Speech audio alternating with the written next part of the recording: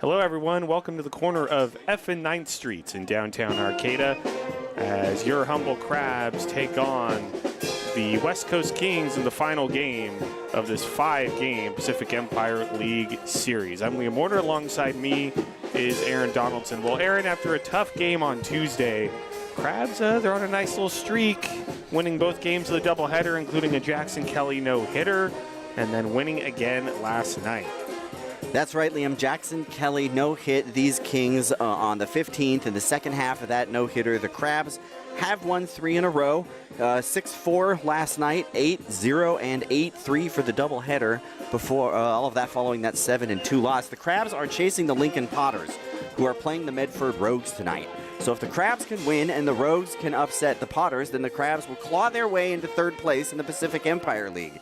And we're trying to get out of the basement where we found ourselves after that 6-game slide that you know all too well was not exactly the best baseball that we've seen all year. Yeah, that's right. The Crabs, they're kind of in the mixer there with the Rogues and the Potters. So before we get started, Aaron, can you give us the starting lineup for the West Coast Kings? Lineups brought to us by North Coast Audiology, North Coast Co-op, U.S. Bank in Arcata, and Compass Community Credit Union. Leading off for the Kings is the center fielder Miles Clayton. Left fielder John Bullock will bat second. Blake Porter in right field bats third. E.J. Cord will play second and bat cleanup for the Kings. Colin Johnston bats fifth and will play first base. Jimmy McNiven will play third base, bats sixth. Rounding out the batting order is Tyrus Vogt, who will catch. Bubba Martinez, the designated hitter, and Zach Altamura, who will play shortstop. Pitching will be Brady Spencer. For your Crabs, Cody Collins is your starting pitcher tonight. Left to right in the outfield, Tyler Howard is in left. Good to see him back. Alex Harrington in center. Mike Pickett is in right. Left to right in the infield, Jamie Mullins at third. Jaden Shabry at short. Manoah Chapman at second. Everett Johnson at first. And Jason Ariola is behind the plate. Crabs looking to take 4 out of 5 in this series. And get some good momentum heading into a very important 2-game series coming up tomorrow and Sunday with those Healdsburg Prune Packers. Those ones. They're the ones. Yep. Collins has pitched 26 innings, 33 hits, 19 runs, 15 earned, 21 strikeouts, 13 walks. First pitch to Clayton, low and outside, 1-0. 7:09 first pitch here in the Arcata ballpark, and it is beautiful. We're running on Humboldt time a bit today. That's exactly right. Humboldt Standard Time. Yeah. Right on time for Humboldt Standard Time. Kind of typical for a lot of the games this year. Pitches foul back 1-1. If you've been watching or listening to Crabs games, you probably know that we don't usually start on time. I don't think that's unique to the ballpark, Liam. Yeah. I think that's a regional situation here. Yes. When I went to road games, Lincoln, Healdsburg, and Medford, they tend to start their games a little more punctual than we do. But you know what? I love it. The 1-1 pitches in the dirt, 2-1. That's not exactly what you were saying before we went on air, but I appreciate that you can contain multitudes. You're a complex individual, and you're allowed to have night games. Night games, it's fine. I don't mind. I would appreciate that you of all people would want to start punctually because you're here how many hours? 2 before? Yeah, several. The 2-1 is high and inside, 3-1.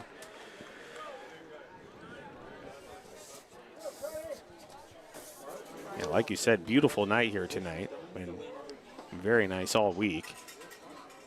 Just tiny splotchy clouds. Not much else. 3-1 from Collins. Ground ball to the right side. Past the dive of Chapman into right field for a base hit.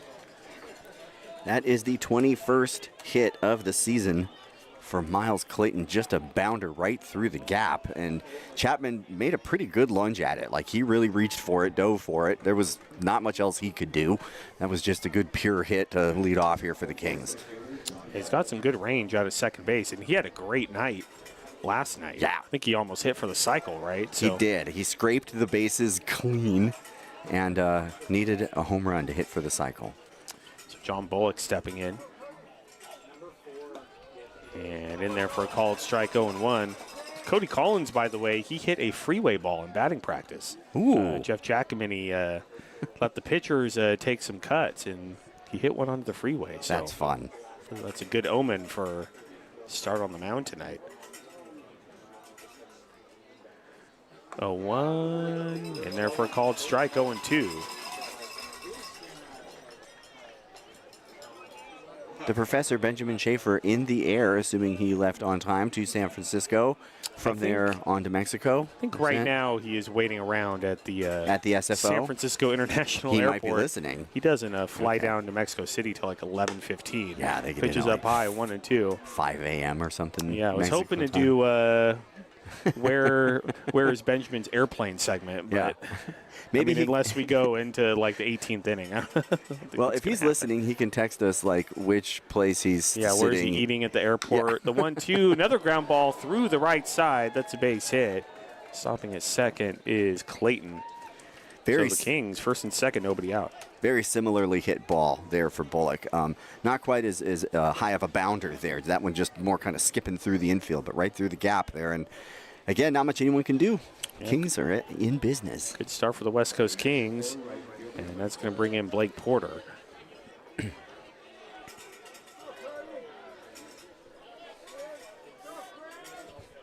Porter has a .386 on base percentage. He has 22 hits and 73 at bats. He's having a good season. .301 hitter.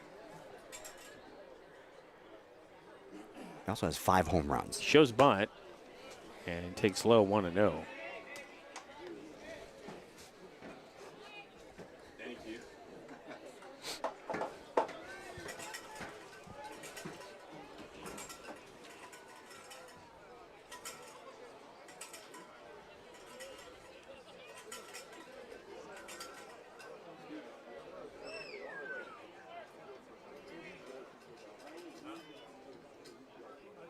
And time is called by Porter. Kings back in the mustard tops with the white pants, and Crabs are in their whites. Classic whites today. Crabs on the chest. Classic blue hat with the C red brim. The iconic look. Love it. 1-0, showing bunt again, and takes low 2-0.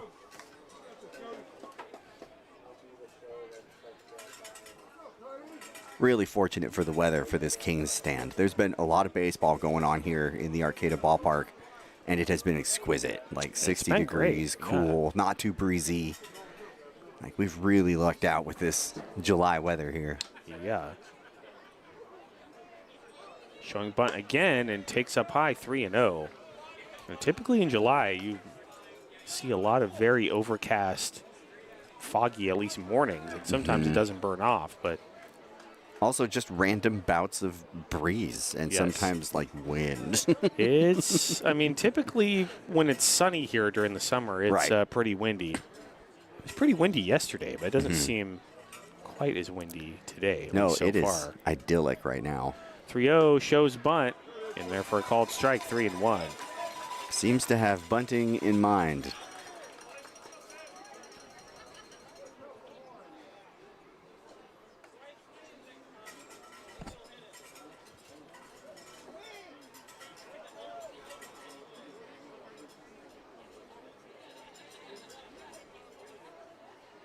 Showing bunt again on the 3-1 and bunts it foul off of his legs. Count goes full, 3-2. Boy, that was almost a great bunt. That was a low inside pitch, and he kind of had to angle for it, Yeah. and he definitely had it headed fair, but also directly at his knee. Yeah. And that He was almost that. got it down, but fortunately hit it off of himself, so.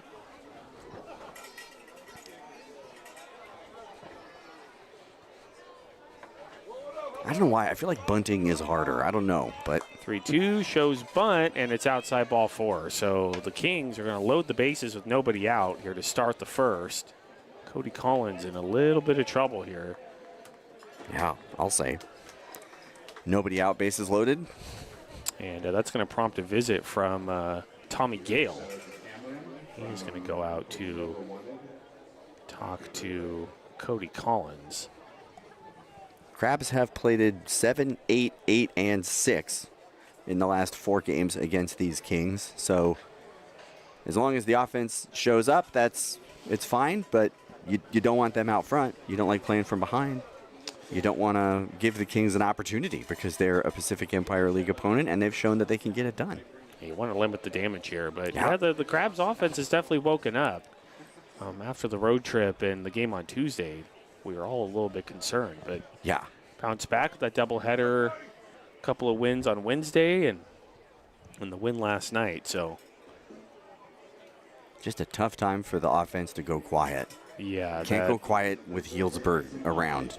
The road trip is definitely less than ideal, but Crabs have a chance at some revenge Yes. tomorrow and Sunday against the Prune Packers. So E.J. Cord steps in and swinging and a miss on a nasty slider, tailing away from him 0-1. Yeah, Prune Packers in town tomorrow and Sunday. Will be important to have all the Arcata fans here. Yes, if you're only going to show up to one or two more games this season, those are the games you want to show up for. Yeah. 0-1, misses inside 1-1. Show those Prune Packers what baseball at the Arcata Ballpark is all about. Great environment.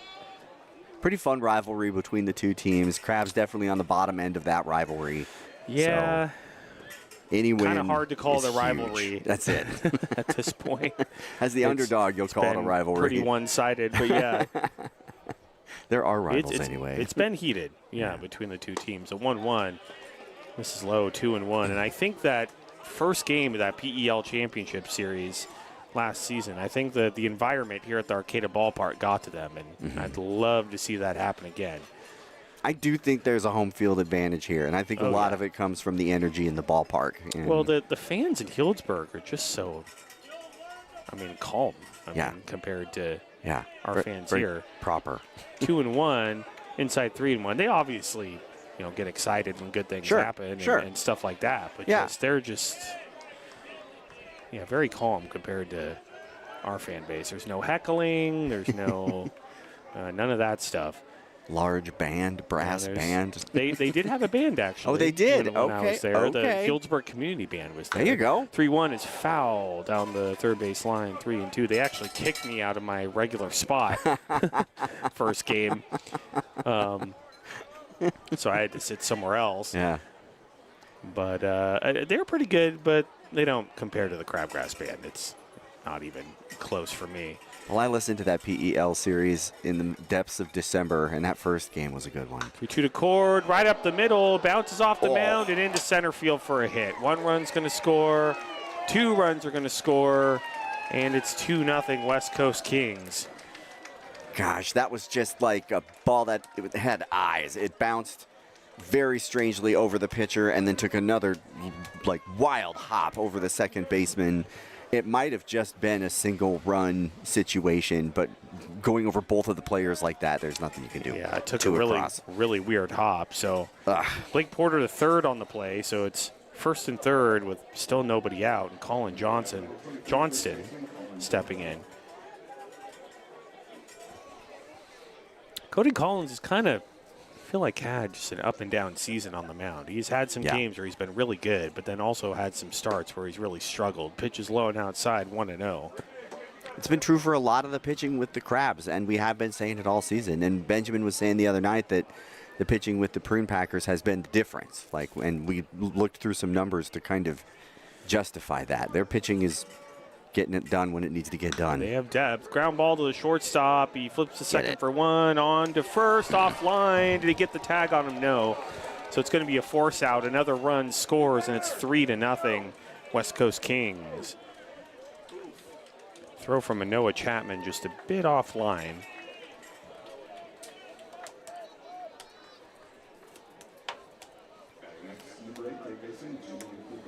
And so runner at first with 1 out, and that's going to bring in Jimmy McNiven.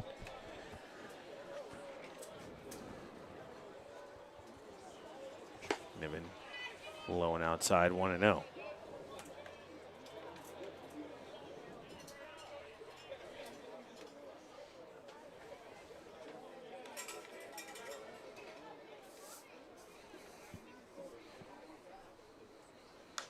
Bruno is fouled off onto F Street and out of play. And it's 1-1. Another thing you have to consider for the pitching is that these 7 games in 6 days are just brutal on everybody. Yep. Especially the pitching staff. Can't imagine. And thankfully for the Crabs, this is the last week of that kind, is that runner goes and it's fouled off down the third base line, 1 and 2. This is the last week where we will be playing Tuesday to Sunday. Not the most ideal way to set up a weekend with the Prune Packers in town. Yeah. At least last couple of weeks, starting next week, we'll have Monday and Thursday off. Yeah. No doubleheaders either. The 1-2 is a line shot, caught by Mullen on a bounce, flip the second for one, on to first, and it's in time, double play. What a great play by the third baseman, Jamie Mullen, to spear it with the sun in his eyes. And that's going to do it for the Kings here in the top of the first. Crabs limit the damage to 3. It's Kings 3, Crabs coming up in the bottom of the first. You're listening to Crabs Baseball, ESPN 107.3 FM.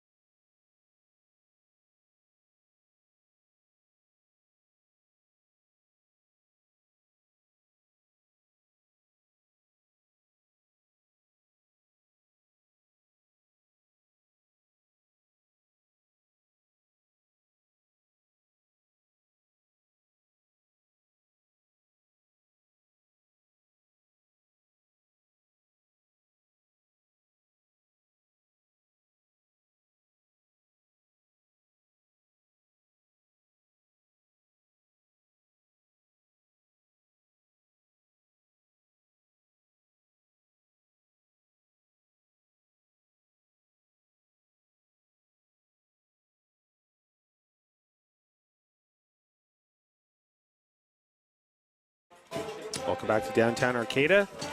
We're on the bottom of the first inning. Kings 3, Crabs coming up here in the bottom of the first. The starting lineup for your Crabs, leading off will be Manoah Chapman. Batting second will be Alex Harrington. Batting third will be Tyler Howard. Batting fourth will be Ryan Vandenbrink. Batting fifth will be Jamie Mullen. Batting sixth will be James Shabry. Batting seventh will be Jason Ariola. Batting eighth will be Mikey Pickett. And batting ninth will be Everett Johnson. For the West Coast Kings defensively, left to right in the outfield, John Bullock is in left, Miles Clayton in center, Blake Porter's in right. Jimmy McNiven is at third, Zach Altamura at short, EJ Cord at second, Colin Johnston at first, Tyrus Vogt is behind the dish, and Brady Spencer is the starting pitcher for the West Coast Kings. Crazy little thing called love, thanks to the Crabgrass Band. Now, the Crabgrass Band is elite, as usual. Makes me very happy. They don't miss.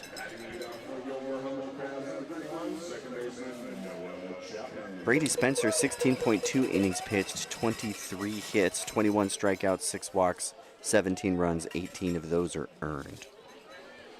Noah Chapman steps in. I like that the Crabgrass Band has added that K-pop Demon Hunter song. Yes, yes. Into their repertoire. They keep it fresh, and that's amazing. Yeah. Some classics, and every year something new that hits just right. Pitch to Manoah Chapman, up high, 1-0. Yeah, I heard them doing Hot to Go the other night. That also got me. Sorry. Gordon usually doesn't take a whole lot of requests, but every once in a while, every season, he'll allow one of the new popular songs to be added in there. That's smart. Noah Chapman showing bunt and takes up high, 2-0. I like Low by Flo Rida and T-Pain. I like when they play that. I like the little Star Wars one that they do. That's one of my favorite little turns. That's great.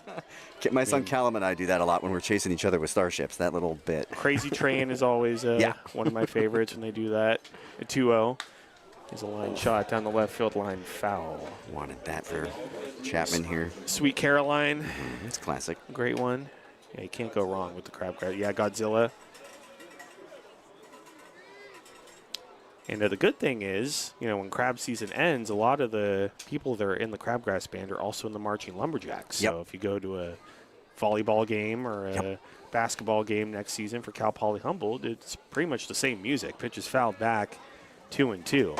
Benjamin and I fortunate enough to teach up there, and he and I were talking about how when we come to the games, we'll see like 7 or 8 students there with horns or flutes or the mallets. Marching Lumberjacks have like the same vibe too. Love it. It's the unique. It's a perfect little symbiosis. Yeah. To have both of those on your Vita as, you know, a local player. Oh, yeah. 2-2. Did I get a piece of Chapman? It was way inside. Somehow got out of the way of it. I have no idea how that did not hit him. Count goes full 3-2. The ball, like, clipped through Chapman there. I don't know how that didn't hit him. I'm going to be honest, but Sure looked like it did from here. you know, he's not arguing. Nope, there, he would so, know. Yeah. He'd be the first to find out. 3-2 pitch. Outside ball 4, so that's what you want to see. Manoah Chapman works the walk. He's been hot. Yeah, Crabs have been getting leadoff hitters on in the past couple of days with these Kings, and it's sometimes not gone to fruit. So good to see it happen. Well, Let's they had a hard time scoring runners on the road trip. Sure. With runners in scoring position. They just couldn't get that done. But, of course, the last few games, they've gotten some timely hits. So I hear Benjamin pointing out that Alex Harrington shakes the umpire's and catcher's hand. he does. At every first at-bat of the game. In there for a called strike, 0-1. Fans don't like it. Let's check the TrackMan, and Yeah, right. just missed high and outside. But I think that's close enough to be called a Sure, strike. I yeah. mean, I think you've got to give the umpires a little bit of a buffer zone. Do you? You do? I think you should. They're human beings. They are? Sorry. Yes, they are. I'm just doing Benjamin's bit, I think. I'm In there trying. for a called strike. There's big 0-2. shoes over here to I fill know, I in the know. left side seat. Yeah, no, your Benjamin would be saying that exact same thing. I've listened. I know.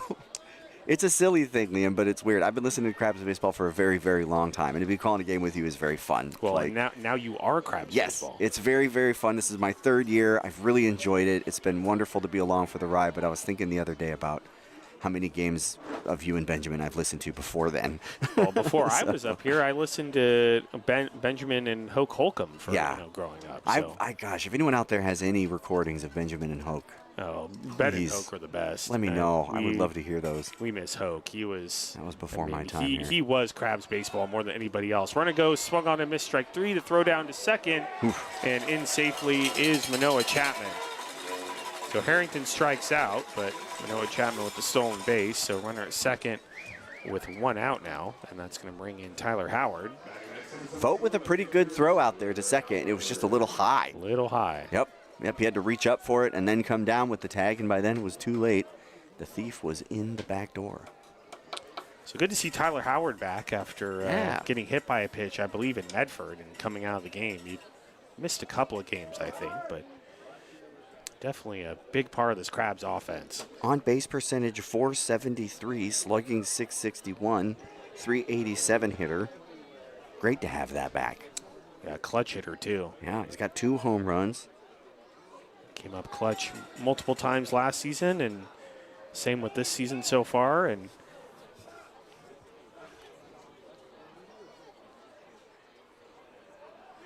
so the pitch to Howard just misses low and inside 1-0. Manoah Chapman dancing around at second base.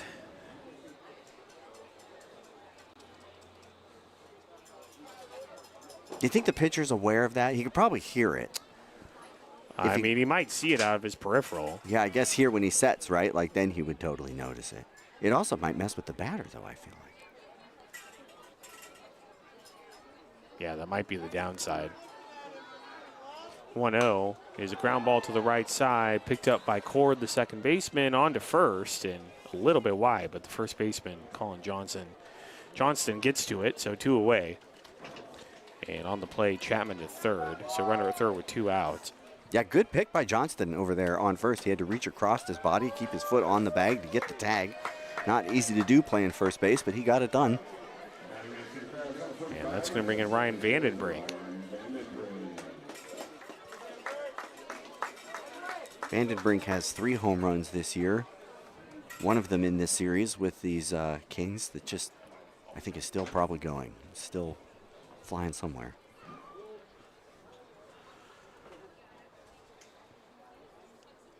Pitch to Vandenbrink in there for a called strike, 0-1. That boy's name is Finn.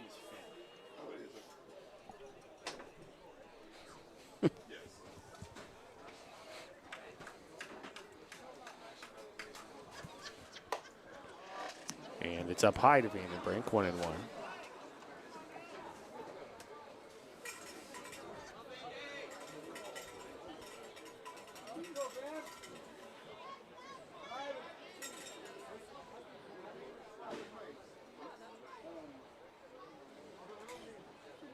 One pitch swing and a miss. Nasty slider from Brady Spencer. It's 1-2.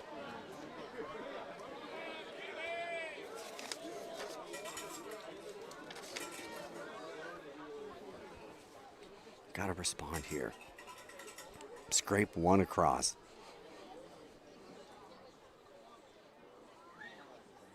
One-two swing and a miss. Strike 3.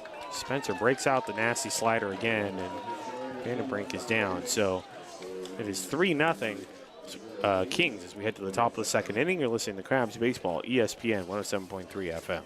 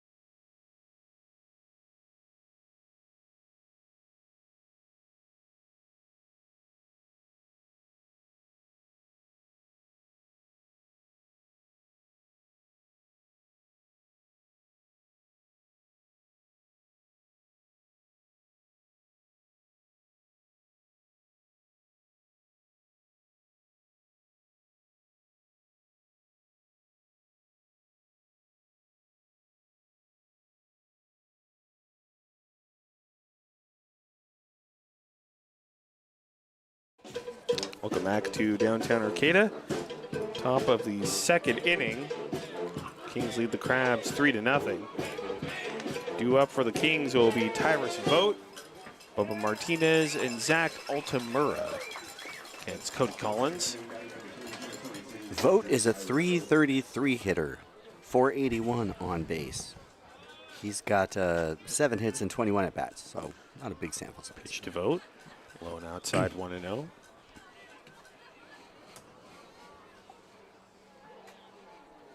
He's been playing well this series, that's for sure. 1-0, and there for a called strike, it's 1-1.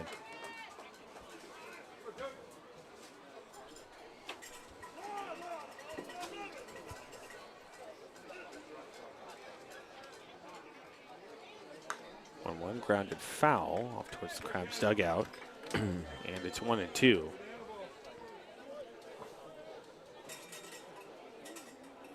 Tomorrow is cowbell night. It is. We love our cowbells here.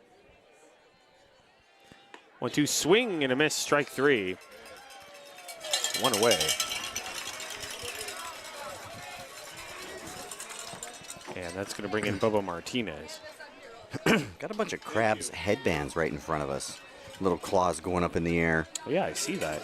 It's like a whole cast of them. There's like 2, 4, 6 of them. That's cool, yeah. It's like a quarter of the section down here. Good work.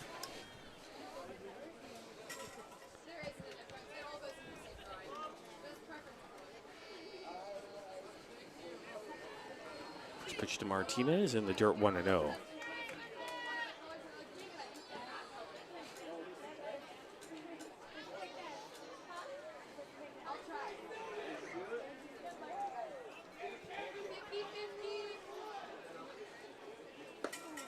In there for a called strike, and it's 1-1. Boy, that was a really good pitch, just right on the margin at the bottom.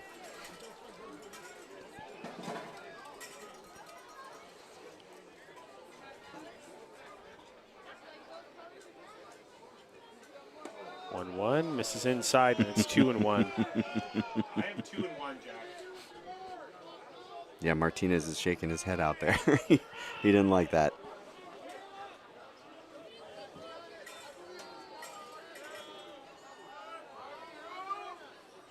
2-1 in the dirt outside, and it's 3-1.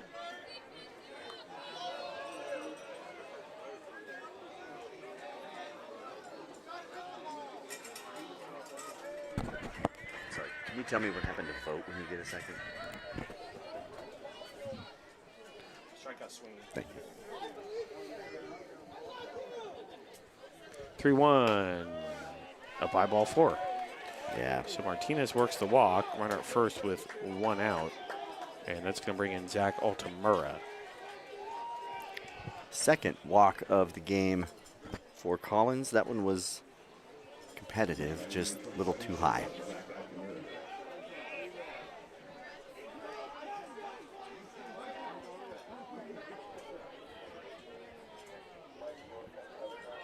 Altamura has 41 at-bats. He's hit 7 times.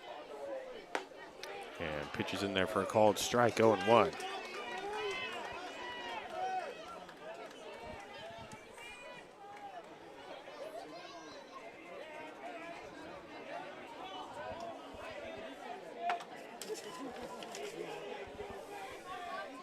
One pitch is a line drive into left field for a base hit.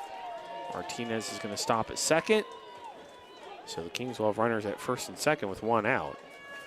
Second inning in a row with runners in scoring position for Collins. Yeah, Cody Collins has had a lot of traffic so far, and that's going to turn over the batting lineup as Miles Clayton steps in. All the more important for the middle of the Crabs order to get to work at the bottom of the inning.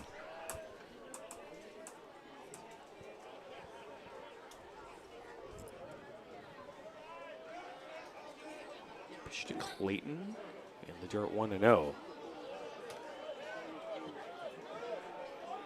A lot of 1-0 counts from Cody Collins. Yeah.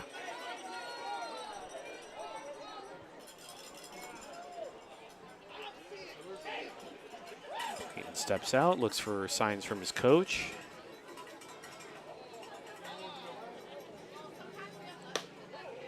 Up high, 2-0.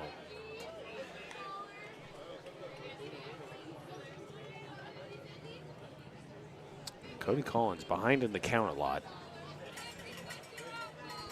Start this game. 2-0, ground ball right to the shortstop, on to second for 1, onward to first. Double play. Great play turned by Jaden Shabry to Manoah Chapman on to Everett Johnson, and that's going to do it here in the top of the second. Crabs get out of it. 3-0 Kings as we head to the bottom of the second inning. You're listening to Crabs Baseball, ESPN 107.3 FM.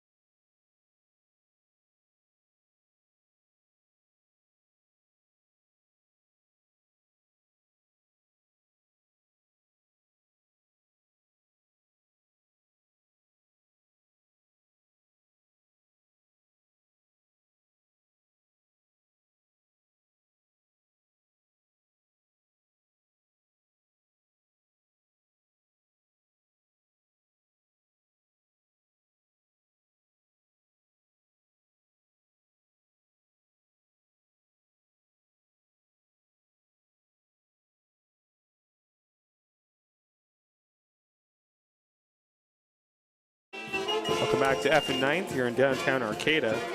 We're in the bottom of the second inning. The Kings lead the Crabs by a score of 3-0. And let's thank some of our fine sponsors while we have a moment. Crabs Baseball brought to you by the North Coast Co-op, Humboldt's local community-owned grocery co-op since 1973. North Coast Mercantile, the local beverage distributor. Bear River Casino Resort, the best bet on the North Coast. Crestmark Millworks, creating signature elements of extraordinary spaces. Cypress Cove Cheese, world-class cheese from right here in Humboldt County. North Bay Automotive, your trusted automotive repair shop in Arcata since 2013. Granite Construction, building a better future today. And Compass Community Credit Union, guiding you to better banking. Jimmy Mullen will lead it off. He'll be followed by Jaden Shabry and Jason Arriola, 5-6-7 against Brady Spencer. Mullen 0 for 2 yesterday with a walk and also a sack bunt. Pitch to Mullen, high and outside, 1-0.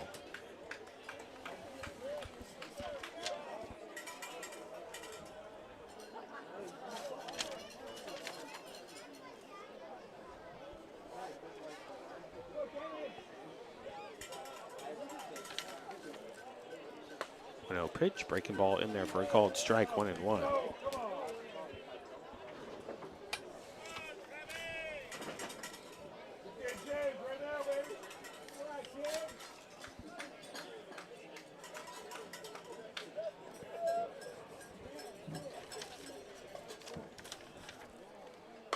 Pitch misses inside, 2-1.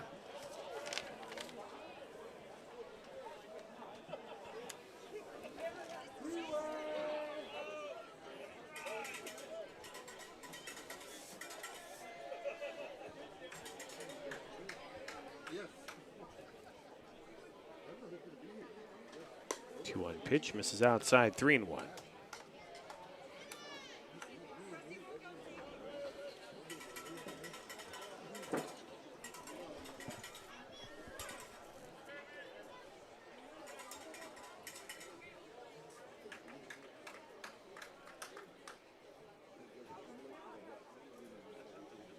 3-1, popped up, foul, and out of play off on F Street.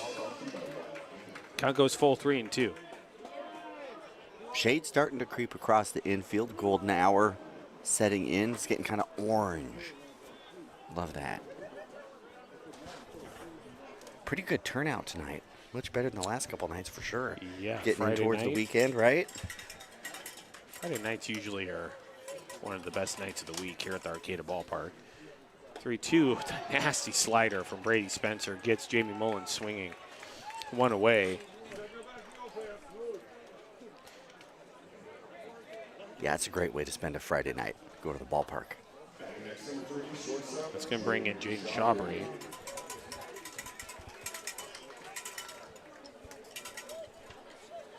Shabry yesterday 0 for 4, 0 for 3 with a sac fly.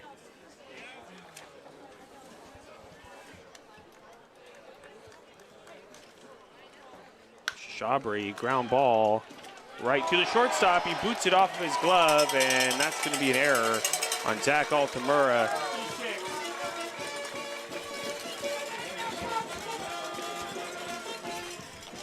Well, Shabry's aboard. That's what you want to see. It was just kind of a tough one to field, and he booted it. It's going to bring in Jason Arriola. Crabs need to get something going. Cody Collins has been dealing with a whole bunch of traffic. If nothing else, they got to give him a beat over there. Yeah, Crabs need to cash in on these errors. That's right, trailing 3. More than anything, you just got to scratch something across. Jason Arriola stepping in. Marysville Giants trailing the Prune Packers by a score of 6-0 in the bottom of the 5th. That's the bottom of the division, playing the top of the division there. The Rogues and Potters are tied at 0 in the bottom of the 2nd. In there for a called strike going 1. I find it interesting that it looks like the Marysville Giants canceled most of the rest of their schedule, but I guess they're still playing the Prune Packers, so I don't know. I mean, it might just be like a thing you need for the numbers for the league to... Yeah, I don't know. I don't know what's going on with the Marysville Giants, but obviously back when they were here, they struggled to put enough players on the field to even complete the series, and then they canceled a bunch of games, it looked like, and I guess they have enough guys to play the Prune Packers, so I don't know exactly what their situation is. The 0-1 to Arriola, ground ball to the right side, picked up by Cord, the second baseman. It'll go to second for 1, and that's going to be it. So Arriola reaches on the fielder's choice. On Too our first slow. 2 outs, and that'll bring in Mikey Pickett. Too slow for a double play ball. Just caught too much turf, was rolling and bouncing out there. And a pretty good jump by Shabry there, too. He almost beat that out. That would have been great.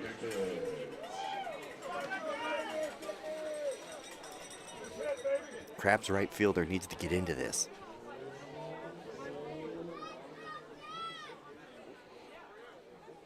Pitch to Pickett. Misses outside 1-0.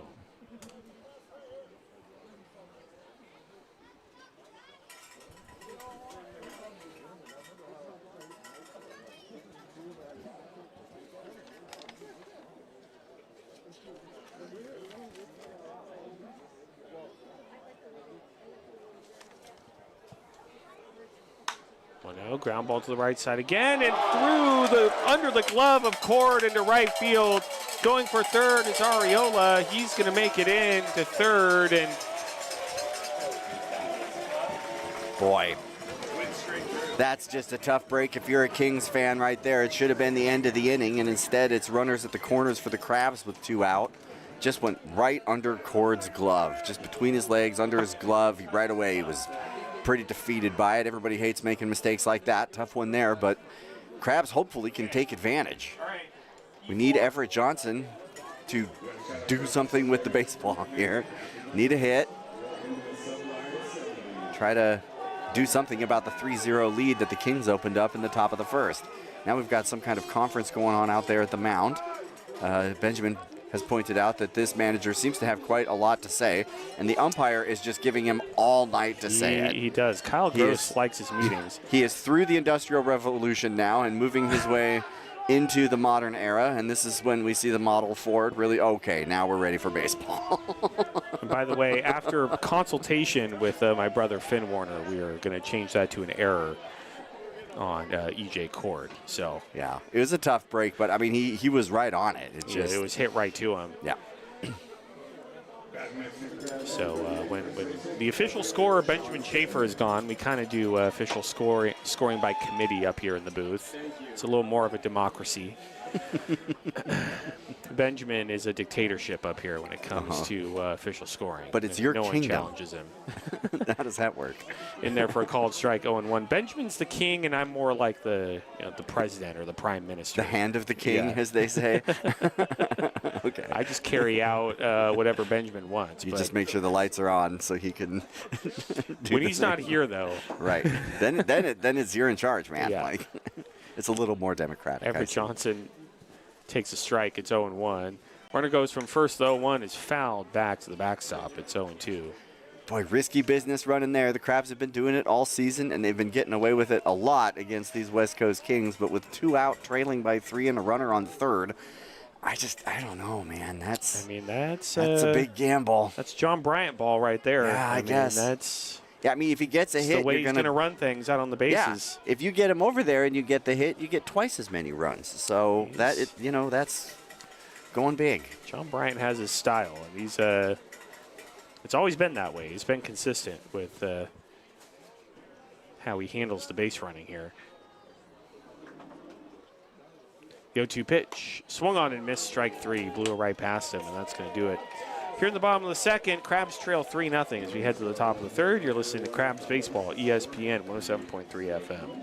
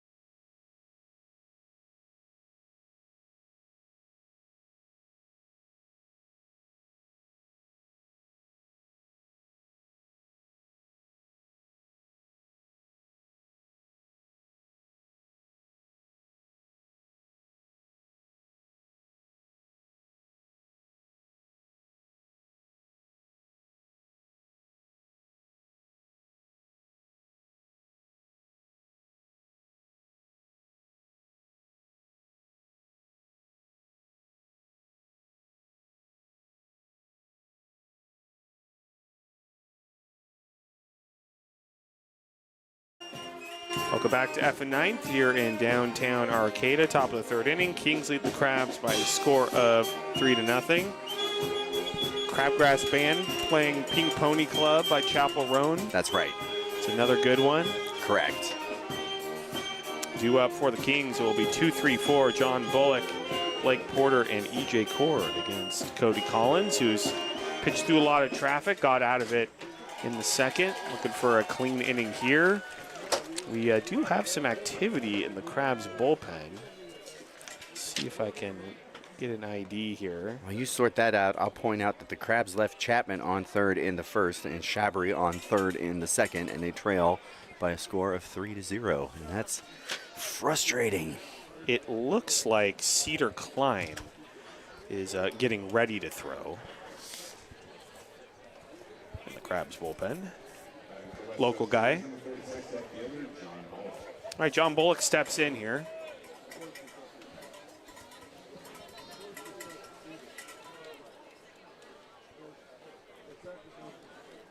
And the pitch to Bullock, a swing and a miss. And it's 0-1. Boy, just had him chasing a ball in the cellar there.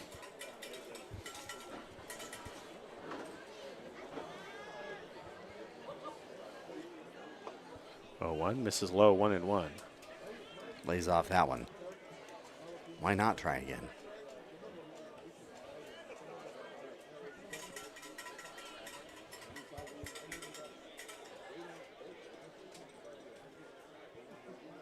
One pitch swing and a miss, and a pitch high and inside.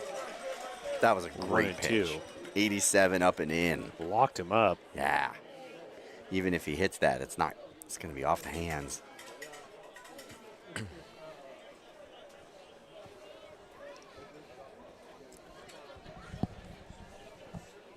The 1-2 is a fly ball out to left field. Left fielder racing over. It's going to sail over Tyler Howard's head and head towards the track.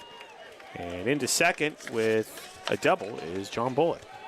93 off the bat, 323 feet out towards the 394 sign. Howard had a pretty good break on it, just way over his head. We've talked about how much space there is back there and how if you play outfield, you just have to live with the fact that some are going to get by you. Yeah. It's like in the infield, if it gets through the gap, there's nothing you can do. If you're playing out there and they lob it and just drop it behind you, you can't cover that ground. It's a well-hit ball. Split the outfielders there.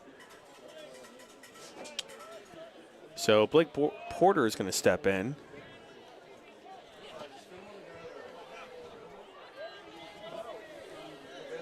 And swing and a miss there by Porter, 0-1.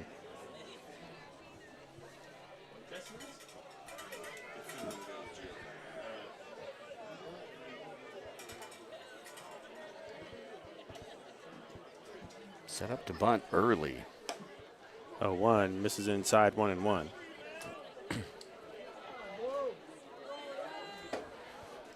King's been putting runners on with nobody out all game. That's another thing that's been happening.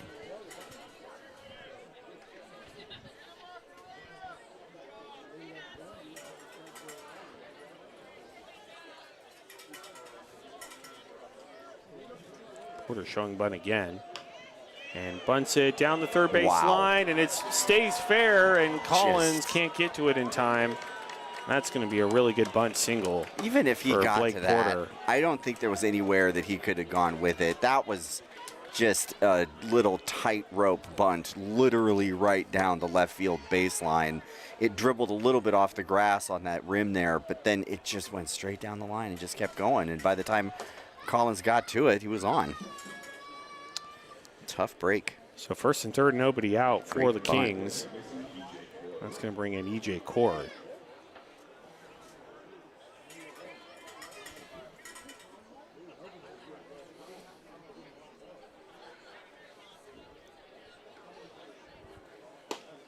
Just Cord in there for a called strike, 0-1.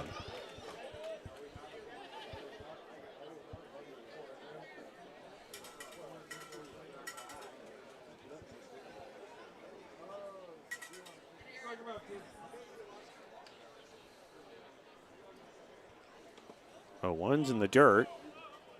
Corralled nicely by Arriola, 1-1.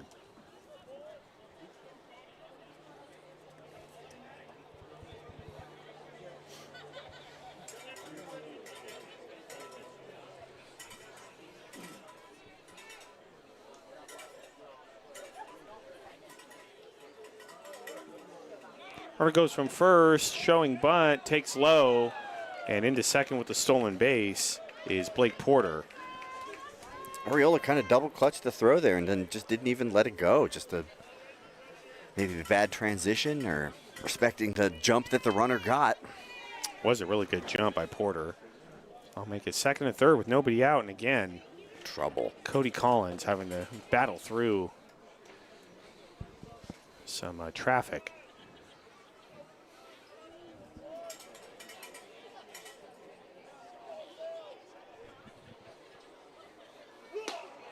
2-1, and there for a called strike. It's 2-2.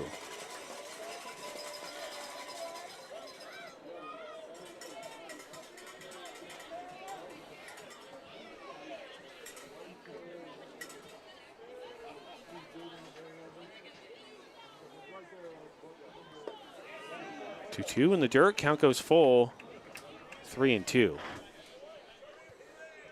47 pitches for Collins so far here in the second. It has been a high workload. Yeah. Just slog so far for Cody Collins. And Cedar Klein is throwing now out in the bullpen, and that pitch is low and outside, ball 4, and that's going to load him up with nobody out. And that's going to bring in Colin Johnston. And now Jeff Jackman, he's going onto the mound, and he is going to make the change. So tough start for Cody Collins. And I believe Cedar Klein is going to be coming into this game. So we'll go back to the studio for a 60-second break. You're listening to Crabs Baseball, ESPN 107.3 FM.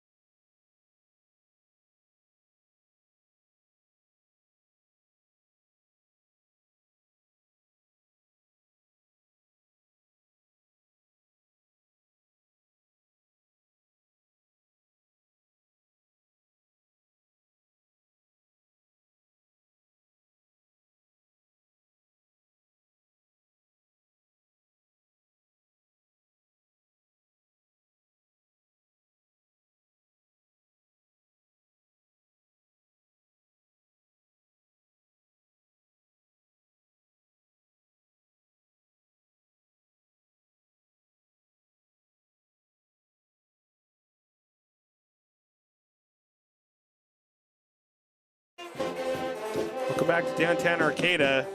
Again, the Crabs are in some trouble here in the top of the third. Bases loaded, nobody out. And the new pitcher on the mound for the Crabs is Cedar Klein, and he will face Colin Johnston. Klein's pitched 7 innings. He's got a 2.57 ERA, 3 hits, 2 runs both earned, 4 walks, 9 strikeouts. Needs to get it done here. Crabs in a pinch. Down 3, bases loaded. All right, while we have a moment, check and see what's going on around the Pacific Empire League. Boom Packers up on the Marysville Giants 10-0. That game's in the bottom of the 6th. No shocker there. That game's going to take a long time. And the Lincoln Potters leading the Medford Rogues 3-0, top of the 3rd. Rogues trail 3-0. Rogues trail 3-0. Top of the 3rd in Lincoln. I mean, I guess with the Rogues sitting where they are, it's you kind of want those teams to self-annihilate. Yeah. I mean, just you know, mutually obviously, unless they're playing a 3-game series. Right. So the pitch to Johnston, he misses inside 1-0.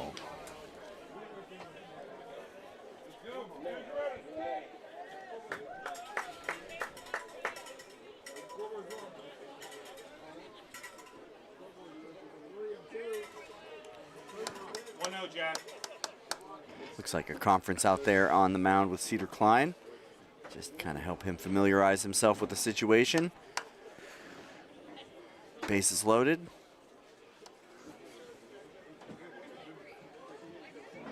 All right, meeting over.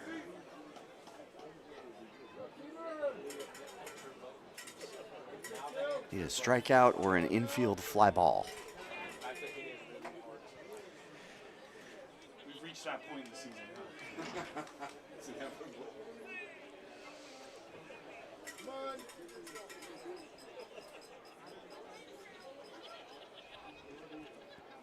Pitch to Johnston is a fly ball to left field. Howard racing in towards the line, reaches out, makes the catch, and a great throw back into Arreola, holds the runner at 3rd. So just as good as a strikeout. Bases remain loaded with now 1 out. I mean, it was technically an outfield fly ball, but it was shallow left field, and Tyler was just trucking when he caught it, and then he threw it immediately. And, boy, they could have tried him, but it was smart not to. Yeah, and Tyler Howard's momentum was taking him towards home plate, so helped with a great throw into the plate. So now double play could get the Crabs out of it. Jimmy McNiven stepping in. I think the guy on second stealing signs. And the pitch is low and inside 1-0. They've worked out at him a few times.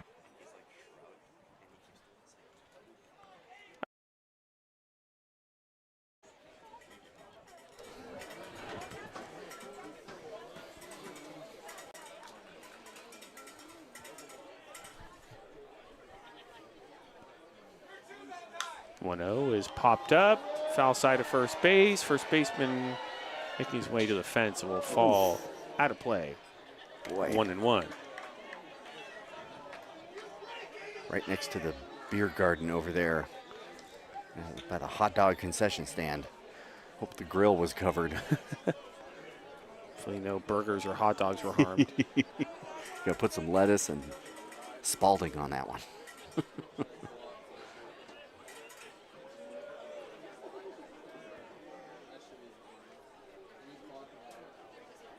1-1 to McNiven. Pitch is swung on and missed, 1-2. If you watch him out there, you'll see him pointing. He's like,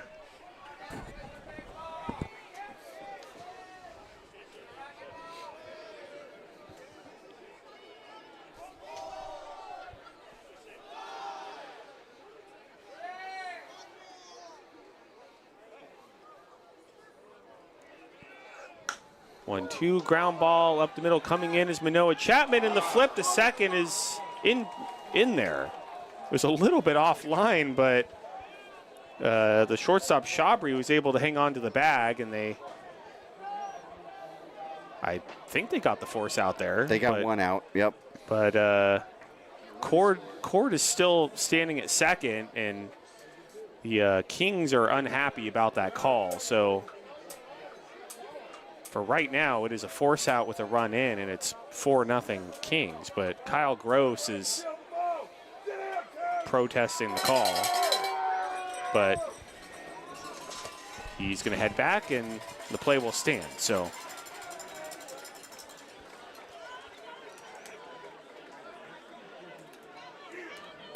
Crabs do get the out.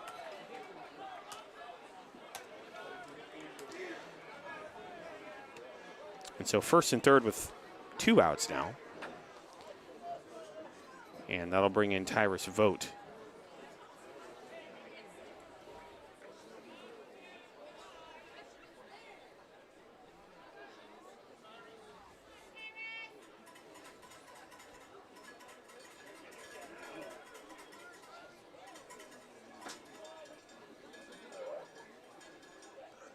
Pitch to Vogt, low and outside, 1-0.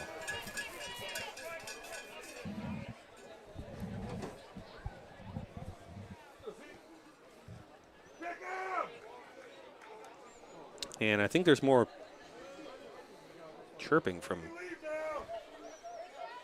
the Kings dugout. Maybe. I think the home plate umpire was looking over towards the dugout. Anyway, we'll move on with the game.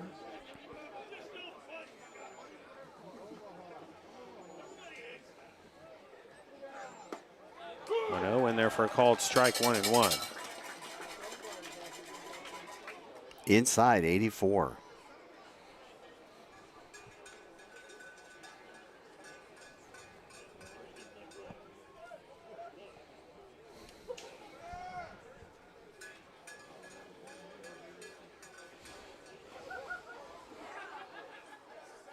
There goes from first. The 1-1 is a ball to throw down to second, and it's not in time. And then the runner from third is going to come in to score on the play. Oof. And it's 5-0. I mean, that's exactly why you tried to steal that base right there with 2 out, because even with the throw, you got a chance of moving that runner. And if they have to back that throw up like they did. You got a pretty good shot at plating the guy on third, and that's exactly what happened. Yeah, throw was offline, and just wonder if Jason Arriola should have just held on to the ball there. That's kind of what or going to third with 2 outs. Try to pick him off on third over there. Throwing down we saw that last night. The Kings catcher did exactly that last night, and he almost picked us off out there. 2-1 is a high fly ball to left field. Howard looking up at the wall. It's on the freeway, and it's gone. 2-run homer for Tyrus Vogt, and the Kings lead it 7-0. Oh, boy. Well, that's Tyrus Vogt's first home run of the season, and it couldn't have come at a worse time for these Crabs. Woof. Well, unfortunately, after a 3-game stretch where the Crabs have looked very good, they've kind of gone back to how they looked in that 6-game stretch from the road trip until Tuesday.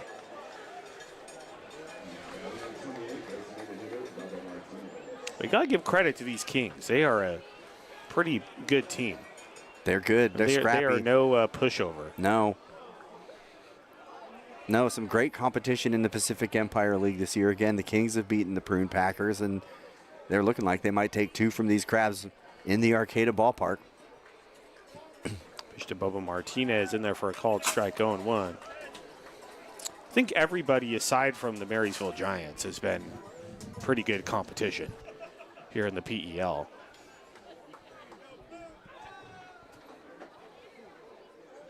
Oh, 1 low and outside, 1-1.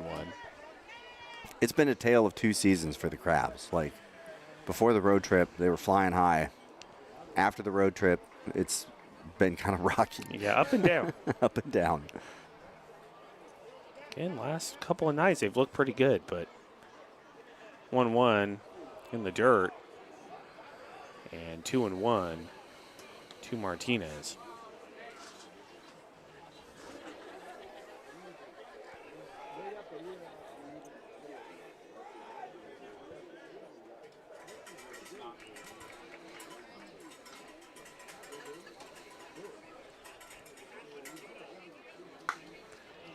Fly ball down the left field line, and it's going to drop in front of Howard for a base hit. So 2-out single for Bubba Martinez. And the beat goes on. I can hear Benjamin from the San Francisco airport. No me gusta. No me gusta. That's going to bring in Zach Altamura.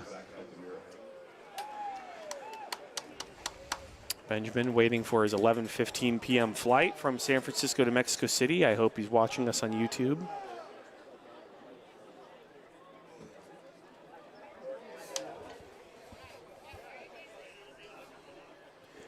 Pitched Altamura in there for a called strike, 0-1.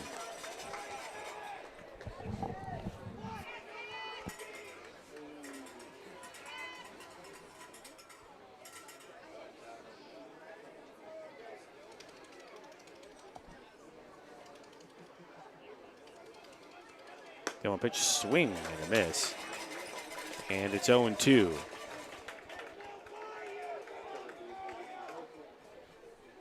I think I might be bad luck, Aaron, because the last game that I did this week was the game that the Crabs lost on Tuesday. And the road trip I did by myself. Right. 0-2 is a fly ball out to right center field, and coming in thank God. as the center fielder Alex Harrington, and that's going to do it here in the third. But the Kings get 4 more runs as we head to the bottom of the 3rd inning. And Crabs trail 7-0. You're listening to Crabs Baseball, ESPN 107.3 FM.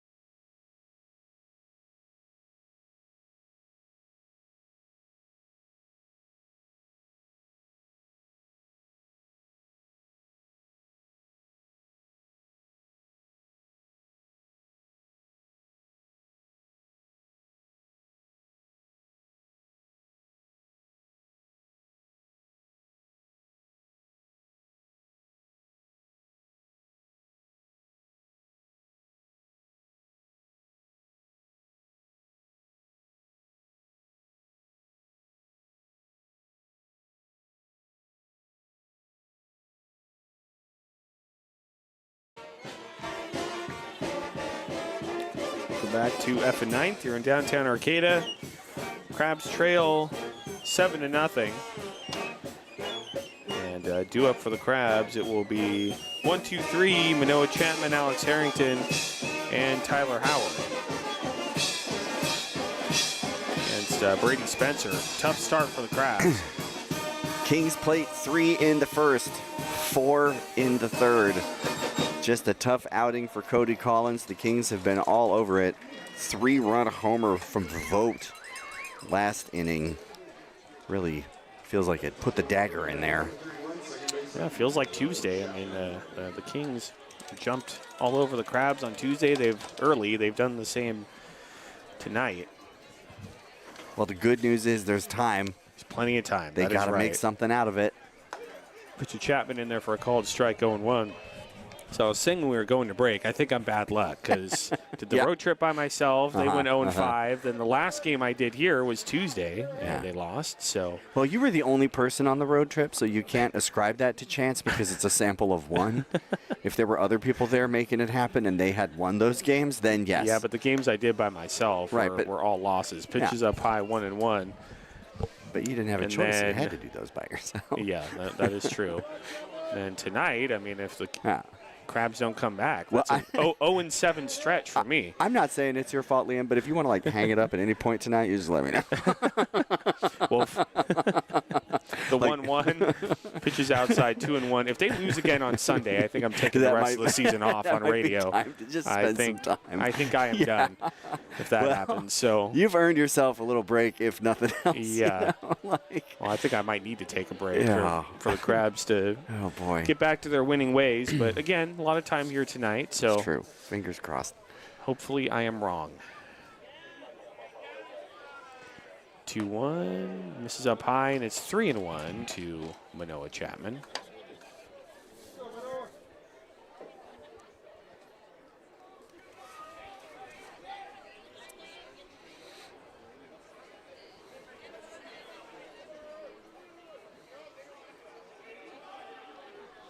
Three-one pitch is off the hands and popped up behind home plate and out of play. 3-2. It's a tough pitch to hit, up and in. 83.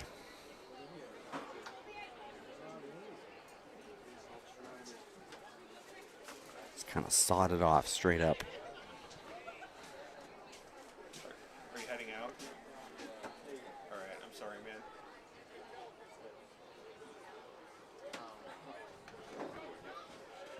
3-2 is popped up foul and out of play again. Still 3-2.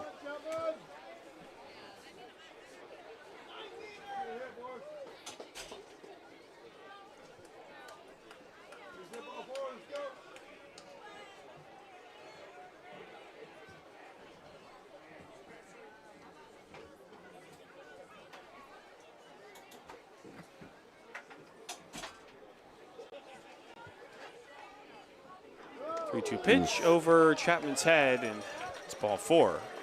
Leadoff walk. You had to duck out of the way of that one. Didn't even register on track, man. Look out. Just run our first nobody out. That's going to bring in Alex Harrington.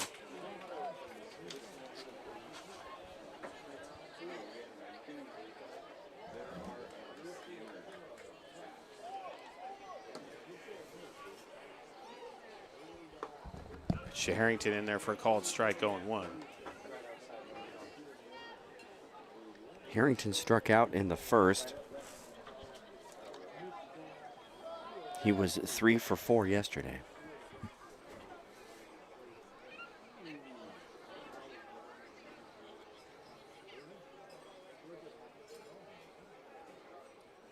Runner goes from first. The 0-1 is a ball. The throw down to second is mishandled by the shortstop. So another stolen base for Manoah Chapman. Boy, the throw was on time. They definitely had a chance to get him, but it kind of took a weird hop out there, and he couldn't wrangle it. Couldn't make the tag. Crabs have a runner in scoring position with nobody out. We've said it 2 innings already. They need to capitalize.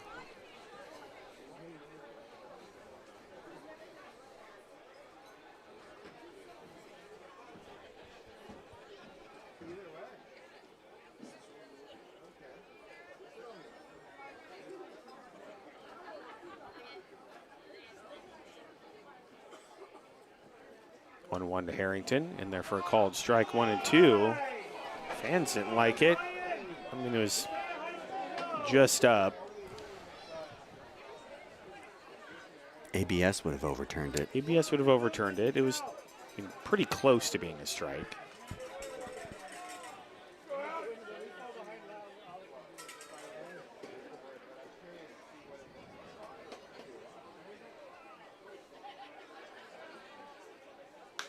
And 2 is popped up, shallow right center field. The center fielder moving over to his left, but the right fielder is the one who makes the catch. Now tagging up and heading for third, a great throw. Wow. And what? Somehow Manoah Chapman gets it under the tag. The throw was miles in front of him, ahead of him. Yeah. And somehow he got in. Wow. I don't know. I don't know about that one. He looked dead in the water to me. Looked like a double play all of a sudden. He must have just somehow squeaked under it. Got around or under that tag. I'm pretty impressed. But the throw was well ahead of him. Just a laser beam from right out there. Jimmy McNiven, the third baseman, had the ball for a couple of seconds before Blake Chapman Porter even got there. Like put it in his pocket from right field. I mean, that was a great throw. Yeah, that was a great throw. And now the coach is out yelling at the umpire. I was going to say, like, I was looking over there waiting for him to come up with something to say. And now the home plate umpire, Brian Rose, is saying enough. There he goes. And he's been tossed. Kyle Gross has been ejected from this game, and now he's going to come out and have his money's worth. And I think he's headed right for the third base umpire. Now the first base umpire is running over to try to get in between. And, I mean, he's upset about that call, obviously. And now the first base umpire is in between trying to get him away from the third base umpire, trying to move him away here. He looks like a chicken out there standing with his arms behind his back, just in between them. Kyle Gross is hot right now. Yeah, he's got gestures. He's pointing. And this is not the first call he's been upset about. I think this is the final straw for him. And there he goes. His final game here at the Arcata Ballpark. He's given a punch card to the umpire. He is going to... What did he just give the umpire? Watch from the stands. I don't know. His lineup card or something. Business, I don't know. Yeah, some kind of business card. Umpire tore it up. Whatever it is, he's tearing it up. He gave him a piece of paper that he's like tearing up. The home plate umpire tore it up. I feel like it's like a punch card for getting thrown out or something. Yeah, I guess. I don't know. Someone has to go get that. A little kid just went and looked at it, and now I'm like, what is that? Yeah, the home plate umpire threw it on the ground. We're going to have to find out what that is. There's security folks there. Someone's got to grab it. Yeah. Oh, man, that was amazing. That was very dramatic. I've seen a lot of heated exchanges between coaches and umpires the past few games. I mean, if I'm Kyle Gross, I get it. I mean, you're thinking there's no way that Manoah Chapman got into third safely. No, he was, like I said, I thought for sure he was Tostorinos. I mean, I'd have to look at a replay to be sure, but it looked like he was going to be way out. And the only way he was safe is he got under the tag. Swung on and missed by Howard, 0-1. Well, if nothing else, that was entertaining.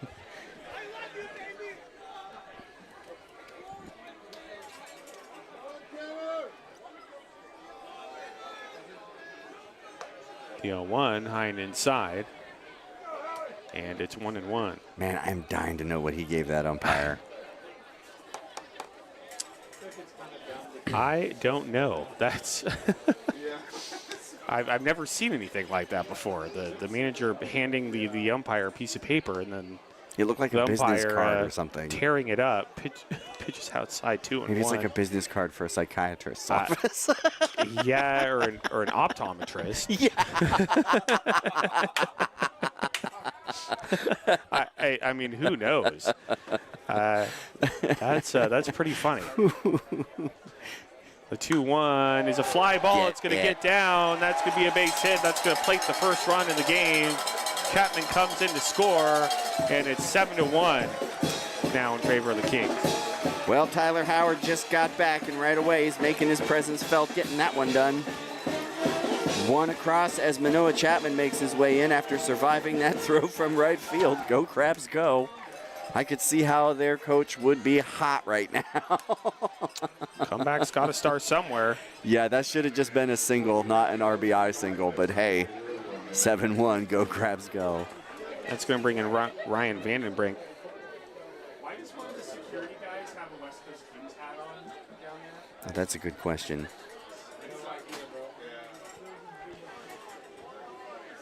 Runner goes from first, and the throw is outside, and the pitch is outside. No throw down to second, and stealing second is Tyler Howard.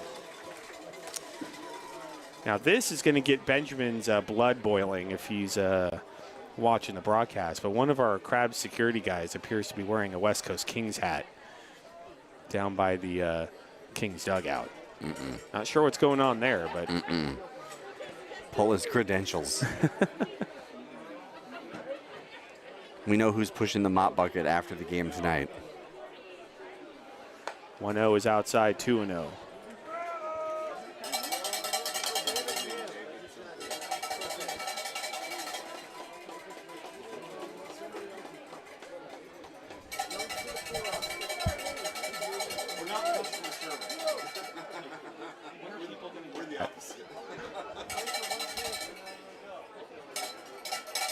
Runner goes from second. The pitch is a strike. The throw is high down to third, and stealing third is Tyler Howard. Third steal of the inning. Now the Crabs have a runner on third with one out. Every little bit counts at this point. Just got to chip your way back into it. Crabs have quite a few stolen bases tonight.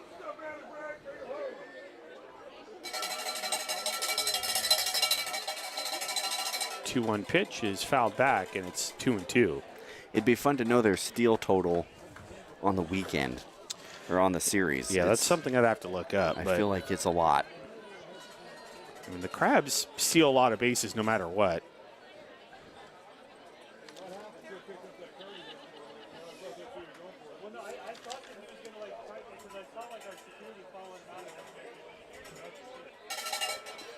Two twos in the dirt. Count goes full, 3-2. Catching for the Kings has been Hendricks and Miyamoto, and they've been run all over. The last time Vogt caught for the Kings was the first game of the series. I don't have a full book for that game. I kind of gave up. 3-2 is up high, ball 4. So Vandenbrink works the walk.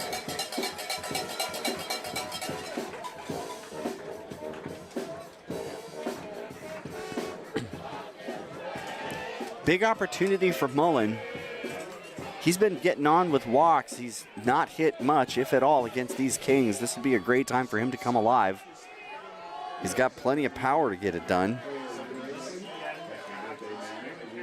He's got 9 hits this year, 2 doubles, 6 home runs. Sorry, is that right? 9 doubles? Yeah, 9 doubles for Jamie Mullen. 2 triples, 6 home runs. That's better. Well, it's not the same coach out there on the mound, but he seems equally loquacious. He's got lots to say. Now they're finally breaking it up. Awesome. Wow. He actually printed that out. I think he tried to show it to you during the break here. Thank you. All right, so first and third, one out here in the bottom of the third inning for the Crabs. They trail 7-1, and Jamie Mullen steps in.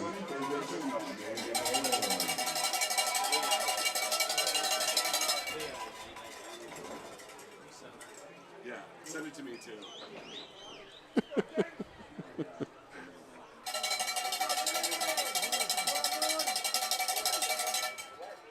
And that's a high fly ball down the left field line. Left fielder heading towards the line. It will fall foul near the Crabs' batting cages deep in left field. 0-1.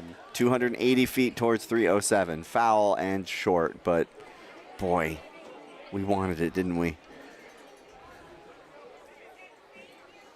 Loud contact. Looked like it had a chance. Clouds are doing the same thing they were doing last night with that low angle light, casting shadows on the hill. It's just beautiful.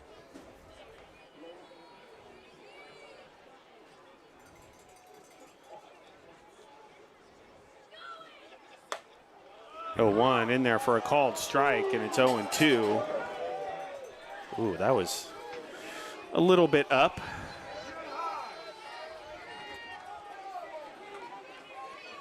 The Arcata faithful agree.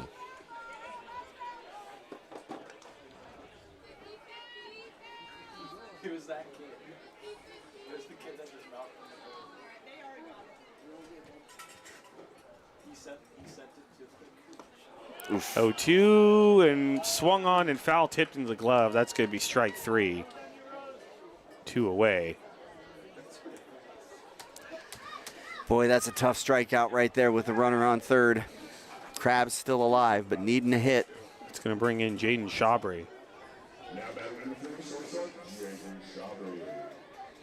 Shabry is a .350 hitter, .411 on base. He's walked 7, struck out 6 times. He's got 28 hits. He's got 1 home run this year. And There we Shabry through go. the left side, the infield. That's a base hit. 1 more run's going to come in.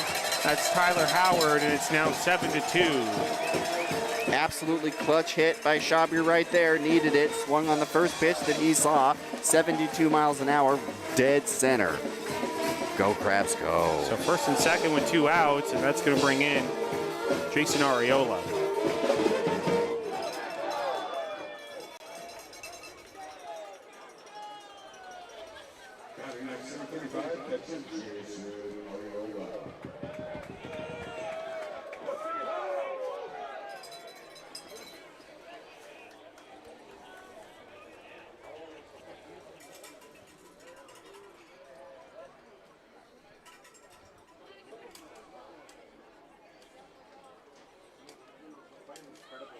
Arriola, fly down. ball. That's going to get over the head of the second baseman into right center field. Coming around third and scoring is Vandenbrink.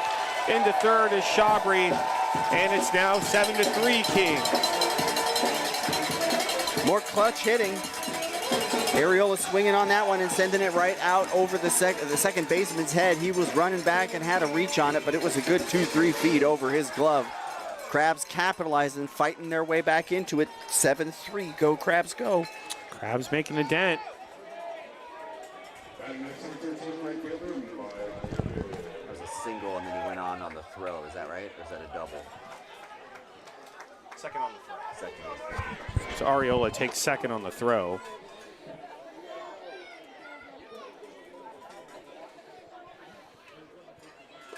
And low and outside 1-0 to Pickett.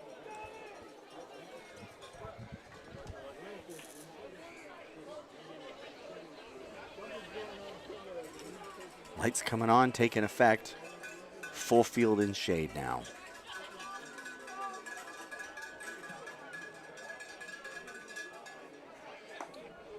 One 0 in there for a called strike, and it's 1-1.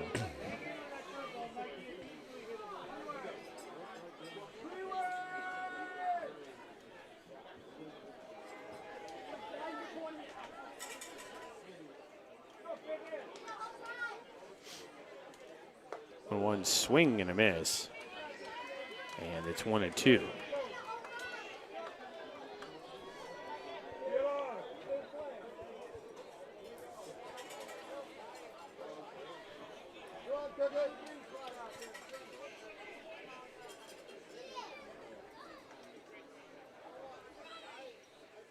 One, two, low and outside, and it's 2-2 to Pickett.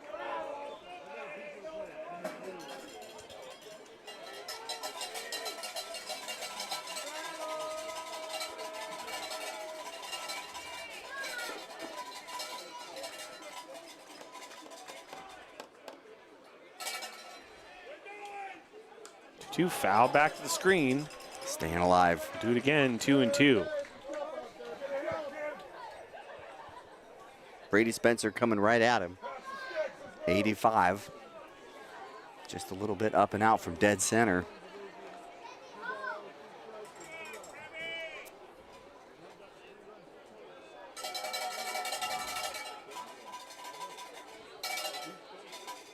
2-2 pitch, and that hits Pickett right on the back.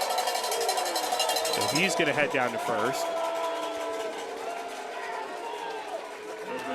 And that's going to load him up with 2 outs.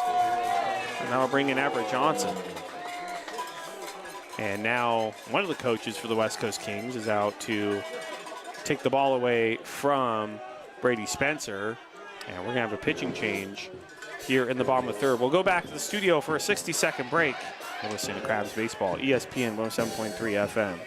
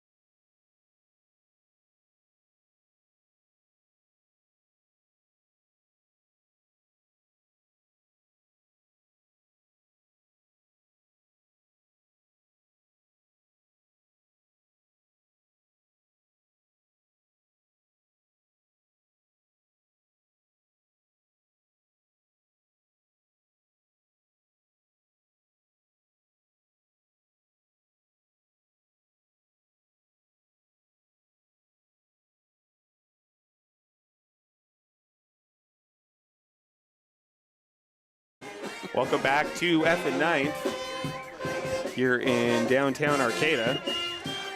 Bases are loaded for the Crabs with 2 outs. They're at the bottom of the third inning. And Everett Johnson will be in the box. And he will face number 20 for the West Coast Kings, Riley Lim.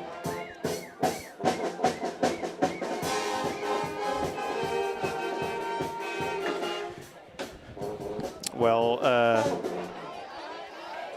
the booth, via one of the fans in the stands. This is magical.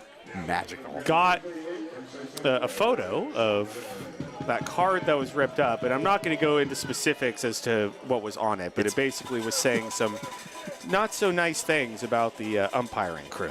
Magical trolling maneuver. And I think this had been building for a while, because I guess the Kings coaching staff had printed this out before the game. So the pitch is fouled back 0-1. It looked like they printed it on pretty thick paper, I've never seen anything like that before.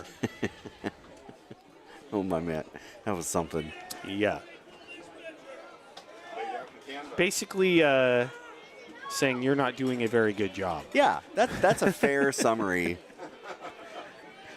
A numbered list. There were some bullet points. Swung on and missed 0-2. I think as a 4 or 5 items on the list. as a professor, as a college professor, I think you would appreciate the way he organized it. Organized his points. It's organized, and there was a visual 3, visual 4, aid component to it. There were like photos in the background. Yeah. Like it was very well composed. Yeah, it's bizarre. He had it ready to go when he needed it. Like excellent delivery. 0-2 is up high 1-2, and then gave it to Brian Rose, the home plate umpire. Brian Rose looked at it and ripped it up. Yeah, and then we found it and immediately put it back together. The fan that got a hold of it, they pieced it together and took a photo, and we were able to obtain it. Now so we need to frame that, hang it up in the booth. The 1-2, low and outside, 2-2. It's magical.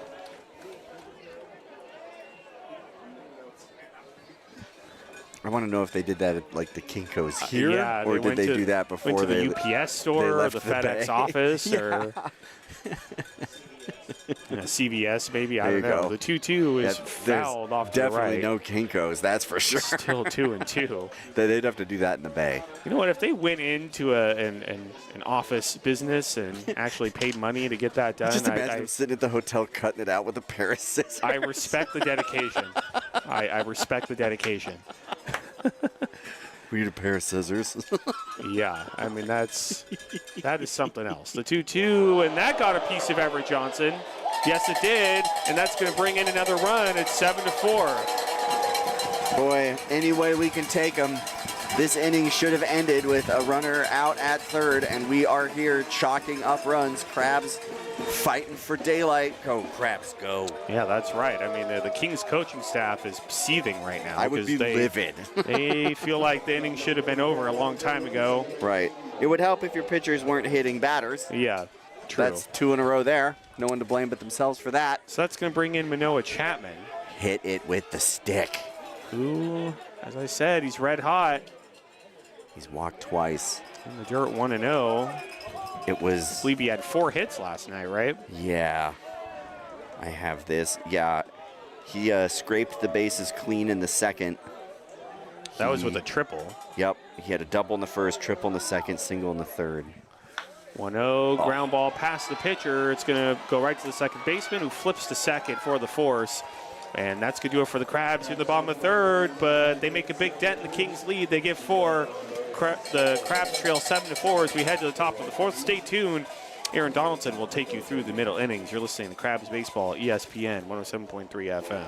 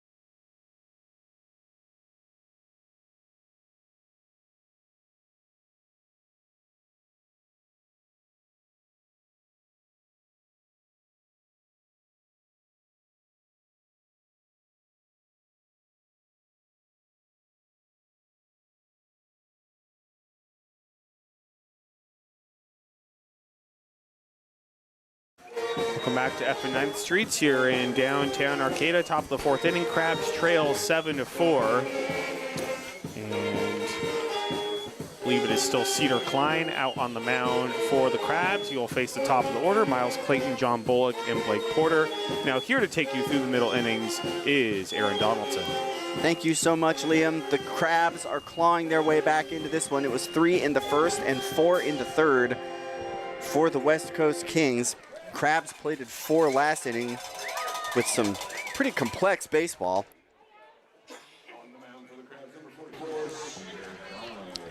All sorts of nonsense going on last inning, including the booting of the manager for the West Coast Kings. So Cedar Klein is going to face the top of the order for the Kings. That's going to be Miles Clayton, John Bullock, and Blake Porter. Miles Clayton is 1 for 2 today. He singled in the first and hit into a double play in the second. And boy, the concession stand aroma just hit the booth. That smells pretty good. That's pretty good. Or it's the lady that makes the it could be those bacon-wrapped hot dogs out behind us that Benjamin keeps talking about. Yeah, pretty good. So Klein's out there now, and he's going to look in on Clayton Mills. Left-handed hitter, cycles the bat a couple times. Shoulders and waits. First pitch of the fourth is taken for strike 1. Pretty charitable strike. Crabs will take all the help they can get, trailing by a score of 7-4. This is the final game of a 5-game series with these Kings in 4 days. Here's the 0-1. That is a kind of swung on check swing. They say he went around. Strike 2. Cody Collins started the game for the Crabs and had trouble pretty much from the very beginning. He's had good moments for the Crabs this year, but this was kind of a tough start for him, and the Crabs are trying to dig out of a hole. Klein finally agrees with the call that he wants. Here's the 0-2. That is fouled, chopped backwards. We'll do that again.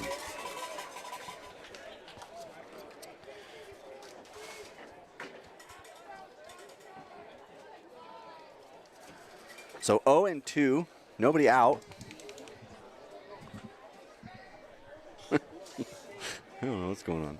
0-2, nobody out. Klein gets the call. He's at the belt. Here's the delivery. That is taken ball 1.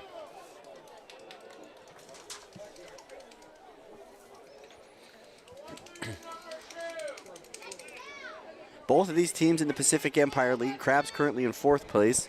Kings in 5th. Crabs chasing the Potters, who are playing the Rogues. That's 3 and 2 respectively. Here's the 1-2. That's chopped straight to the first baseman. He takes it right in the stomach, picks it up, throws to the pitcher, who gets to the bag in time, 1 away.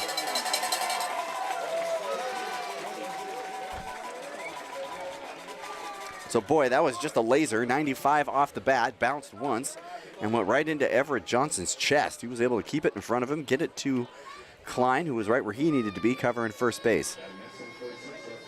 Great teamwork there by the Crabs. So 1 out now, and that's going to bring up John Bullock.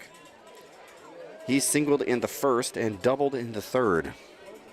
Nobody on. Here's the pitch. He swings on that one and sends it out towards right. Out there is Pickett. He catches that, 2 away now. Would love to see a quick inning. Turn this around, put the pressure back on the Kings. Well, Jeff Jackman, he's going out to the mound, and I'd be kind of surprised if he pulls Cedar Klein. There's someone out there pitching. Looks like he might be coming in. How quick of an inning it's been, but yeah, he's going to make the change here. He's been doing pretty good work. So I think this is Fogelman. We'll double check that. But as he comes in and we make a pitching change, before we go to break, it's delayed, but I will point out that the first pitching change of every Crabs game is brought to you by the North Coast Co-op. We'll let this new pitcher get warmed up out there on the mound. We'll go back to the studio for 60 seconds. This is Exciting Crabs Baseball, ESPN 107.3 FM.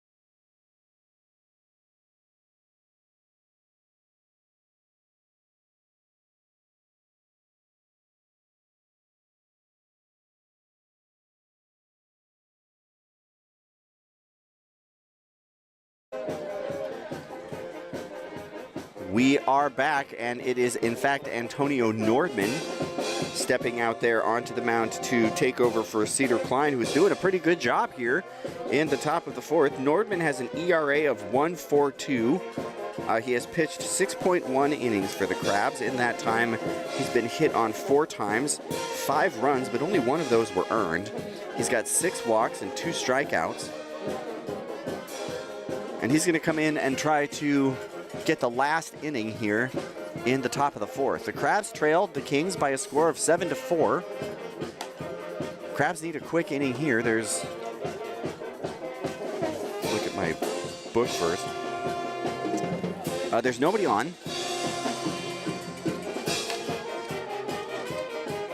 So he's taking the rest of those warm-up pitches. I'll use this opportunity to tell you all that the Prune Packers are in town tomorrow. That's a 6:30 start time. Sunday, the Prune Packers will be here at 12:30. I will be calling the game tomorrow with Brandon Dixon from the North Coast Journal. And on Sunday, Liam will be back to call that game, and I'll be sitting by his side. Berkovich Honors are in town Tuesday and Wednesday of next week. The Medford Rogues come Friday, Saturday, Sunday, and what could be pretty consequential baseball. We'll see.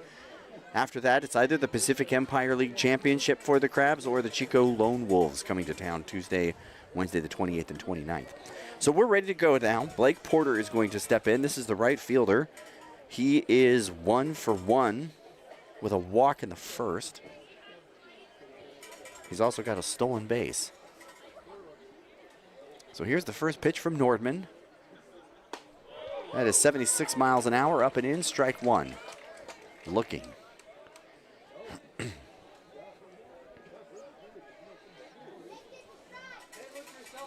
Porter's a .301 hitter. He's got 22 hits and 73 at-bats for the Kings coming into tonight's action. Here's the 0-1. That swung on and bounced towards the shortstop. Chabry scoops and throws to first. No problem at all, and that will do it for the Kings. here in the top of the fourth. It is 7 runs on 8 hits, 2 errors for the Kings, 4 runs on 3 hits, and no errors for your Crabs. This is Exciting Crabs Baseball, brought to you all season long by Blue Lake Casino on ESPN 107.3 FM.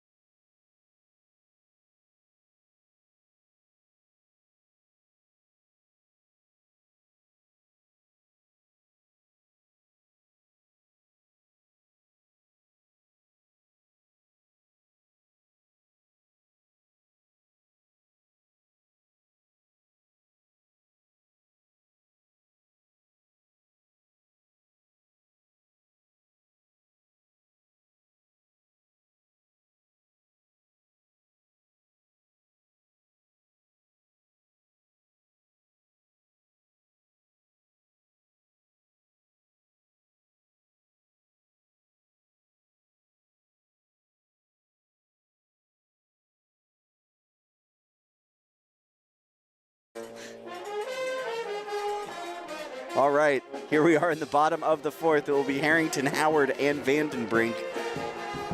And they will be looking at Riley Lim, I believe, who's still out there on the mound. The Crabs saw Lim pitch back on the 15th in the first game of the doubleheader. The Crabs won that game by a score of 8-3. So Alex Harrington steps in now, and here's the first pitch his way. He shows bunt. He pulls it back. It's outside. Ball 1. Pink, purple sunset setting in. The clouds are kind of piling up out there on the hills towards Neyland. Beautiful evening. Here's the 1-0. That's just lashed out towards left field. This should be 2 standing up. Harrington is fast, and he is going to trot into second base. No problem at all. Lead off double. Crabs in business. First pitch he saw, and he sent it 95 miles an hour down the left base line into no man's land there by the bullpen. Hey, Crabs are back in business now. I mean, only down by 3. Get it done. Little Star Wars theme from off double. The Crab Grass Band. I love it. Oh, no, it's Superman. That's what that is. I should get that right. Far from over. Man, that John Williams Superman lick, that's good. Good work. All right, so runner on second. Nobody out. Crabs trailing by a score of 7-4. Tyler Howard steps up. He hit a clutch single last inning. Here's the pitch his way. He takes that one high and outside, ball 1. Howard missed a little bit of time. Came in as a pinch hitter last night. This is his first time in the lineup since the Medford Rogues road trip. He can be a big factor. Pitcher steps off, looks out towards second. Harrington's back. I think Howard pinch hit either last night or Wednesday night. Yeah. Yeah, he pinch hit last night for Jamie Mullen in the 7th. But yeah, you're right. This is his first time in the starting lineup since he got hit. Right. Here is the 1-0, and that's a strike. That was a great strike. 84 right on the line. Outside. Vandenbrink is on deck. Mullen in the hole, heart of the Crabs order. Just what you want. With a runner on, trailing by 3. Couple of looks out there towards second. Here's the 1-1. Big swing, strike 2. Just couldn't lay off that one up at his eyes. The party can really start. Tamara brought the blueberries. Absolutely. Thank you.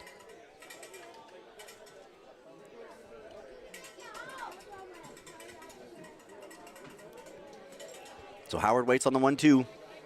Pitcher checks second, comes home, takes, and ring him up. Rough. That was an outstanding pitch. Definitely a strike. Just caught him guessing. So 1 out. Runner still on second for Vandenbrink. Vandenbrink is 0 for 1 today. He walked in the third. Came around as part of that rally last inning.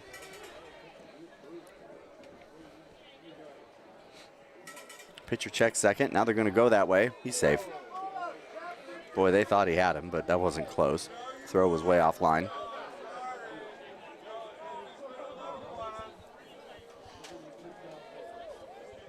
Vandenbrink was 2 for 4 yesterday.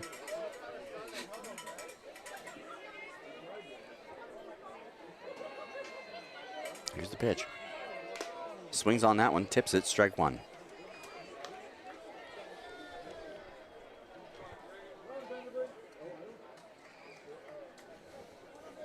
So 0-1 now to Ryan Vandenbrink.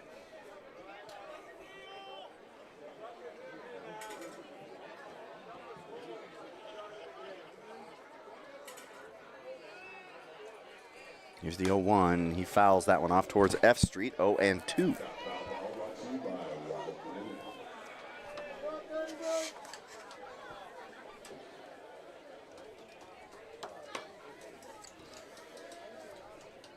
So Vandenbrink adjusts his gloves, takes a deep breath, steps back into the box, cycles the bat once, shoulders, and waits.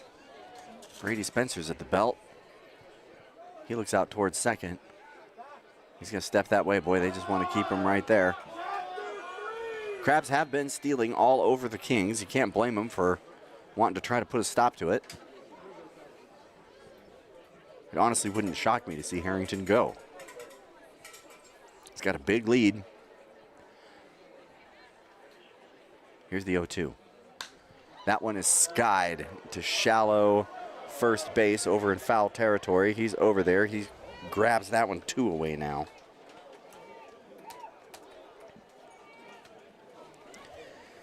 So Jamie Mullen's going to step in now and try to capitalize on the Alex Harrington leadoff double. Mullen has struck out twice tonight.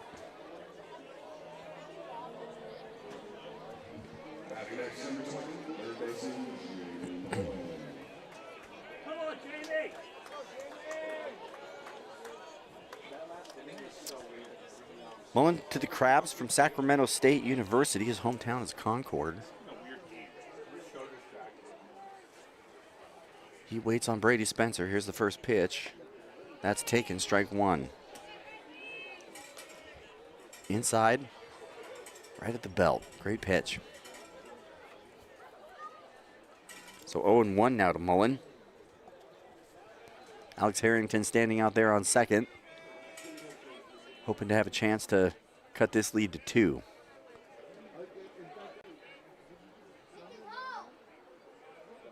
Here's the 0-1.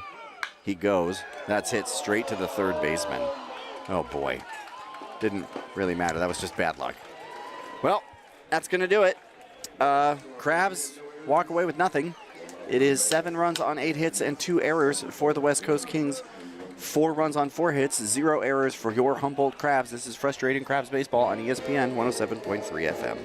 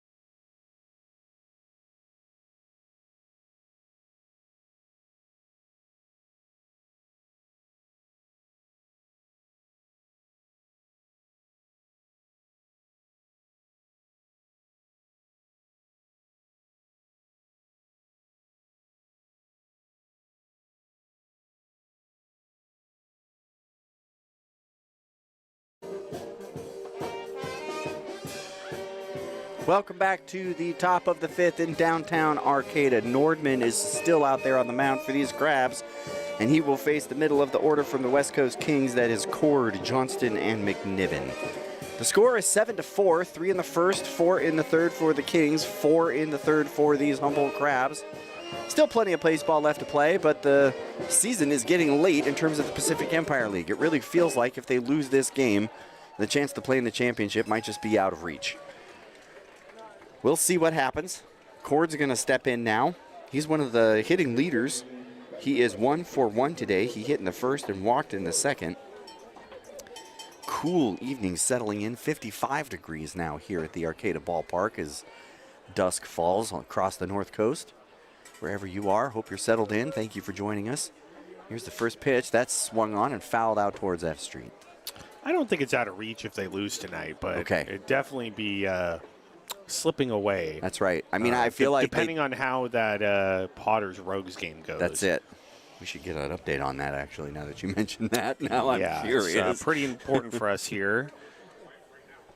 So here is the 0-1, and that is taken for a strike.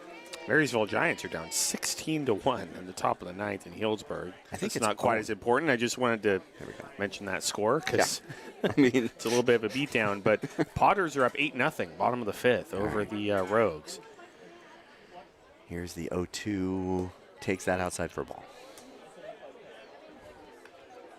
I mean, the Prune Packers are probably going to sweep the Crabs. It's possible the Crabs take one. If they take two, that would be amazing. I think the Crabs could steal one here at home. I mean, I think appreciate the that chances of the Crabs winning both games are pretty low, but So that'll put it on the Rogues series, really. That'll be I think the Crabs could get one here. the 1-2. That's chopped towards shortstop. Oh, boy. He just misses that one on a tough scoop, does Shabry. So Cord is going to reach first on an E6. And the leadoff batter is aboard again for the Kings. It's going to bring out Colin Johnston. He's 0 for 2 today.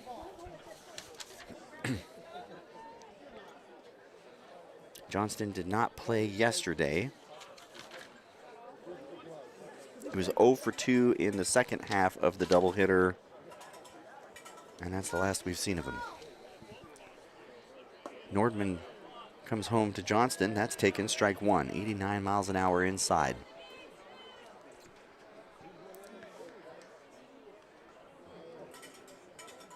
So Cord on first, Johnston waiting at home. Right on right, Nordman checks over towards first base. Now he sets. The 0-1 taken for a strike. 88 miles an hour inside. So Nordman is ahead on Johnston, 0-2. Nobody out, runner on first. 7-4, top of the fifth. Kings ahead of the Crabs.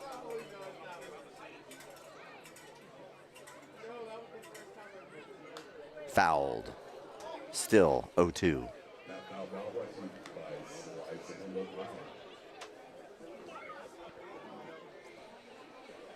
I feel like I've been watching the West Coast Kings for 2 months.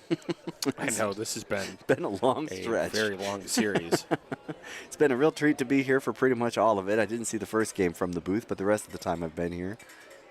Man, those double headers, it adds up. Here's the 0-2. That is chopped towards first base. He's going to take a high hop, step on first, and that's all they'll get. So Cord moves on to second. Johnston's out. Unassisted at first.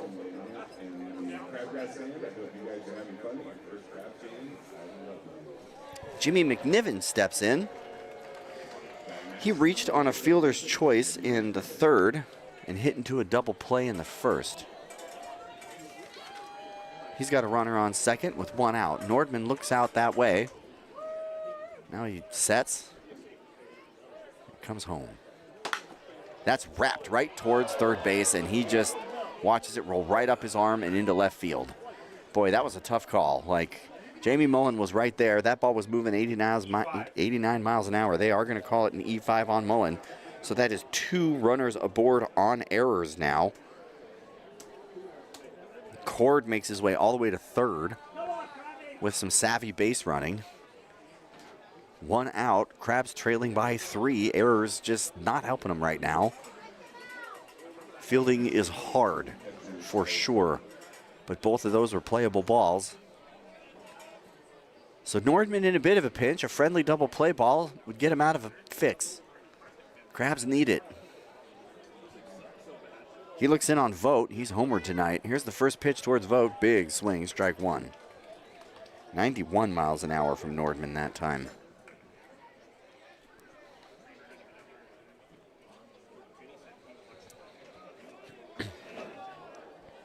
Vogt homered in the third, struck out in the second. Here's the 0-1. That's outside, but he swings on that one and sends it out towards right field. Should be no trouble at all for Pickett. He collects it, throws it in. The throw's cut off. Oh, boy. And then they just absolutely missed the catcher. He had a chance. Now out towards second. They got him. He's out. So the Crabs, or the Kings, rather, are going to plate one after all of that. It's going to be 8 runs on 8 hits and 2 errors for the Kings. 4 runs on 4 hits and 2 errors for your Humboldt Crabs. We'll be back with more exciting Crabs baseball on ESPN 107.3 FM.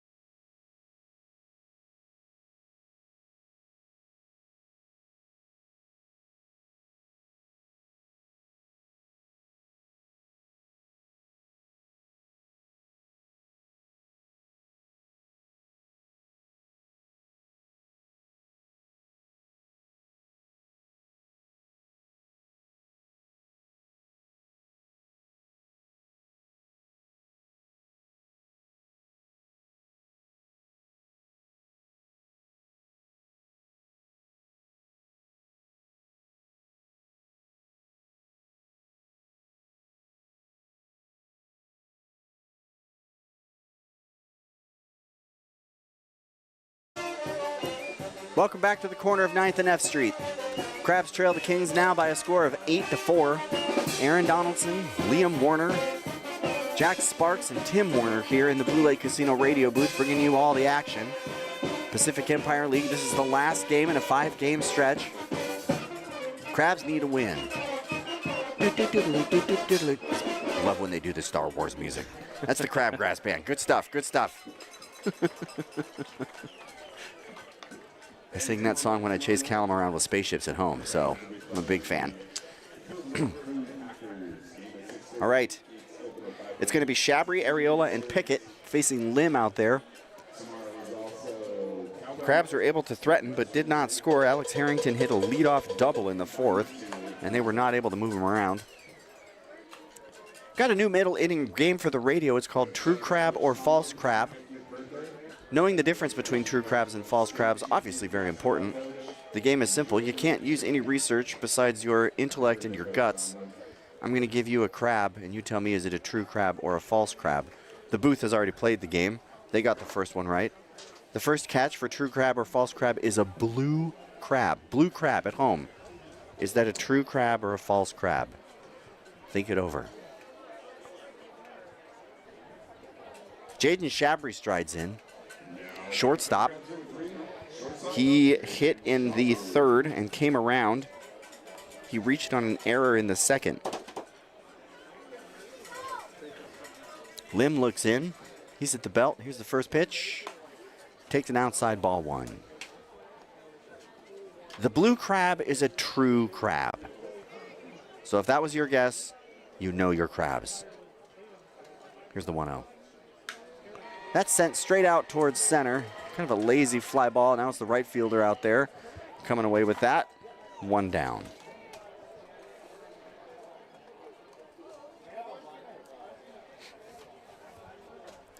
False crabs, of course, imposters of the sea. True crabs, nature's wonders. It's good to know the difference. Make sure you know the difference. Don't be fooled by false crabs. Like the Kings fan the other night. He was fooled by a false crab. He was. Hermit crab? False crab. So Areola steps in. 1 out, nobody on. Here's the pitch.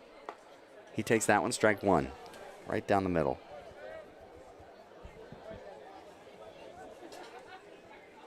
The Dungeness crab, of course, true crab. Of course. Haven't seen the world's most famous Dungeness crab. 0-1 is fouled straight back, 0-2. Krusty should be by any minute now. Fingers crossed. We can only hope. 0-2 to Arriola. He's in the left-hander batting box. Limbs at the belt, kicks, comes home, fouled straight back. We'll do 0-2 again. Mikey Pickett is on deck. Everett Johnson is in the hole, bottom of the Crabs order. Trailing by 4.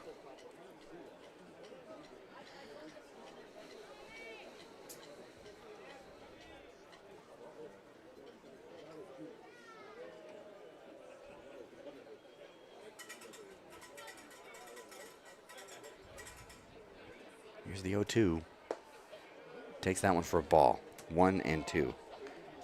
Not too late to participate in the Crabs annual golf tournament. That's July 25th. Week from tomorrow. Week from tomorrow. I don't remember the email, and I don't want to get it wrong. Crabs.manager@gmail.com. I was pretty sure that's it. Participate. $500 for the team. You get to play. You get the cart. You get some lunch. You get to hang out with a bunch of alumni out there. Sounds like a pretty good way to spend a Saturday. Yep. Jeff Jackman, he's going to be there, of course. He kind of spearheads this whole thing. Makes it happen. 2-2. Inside. Count goes full. Jacko's a big golf guy.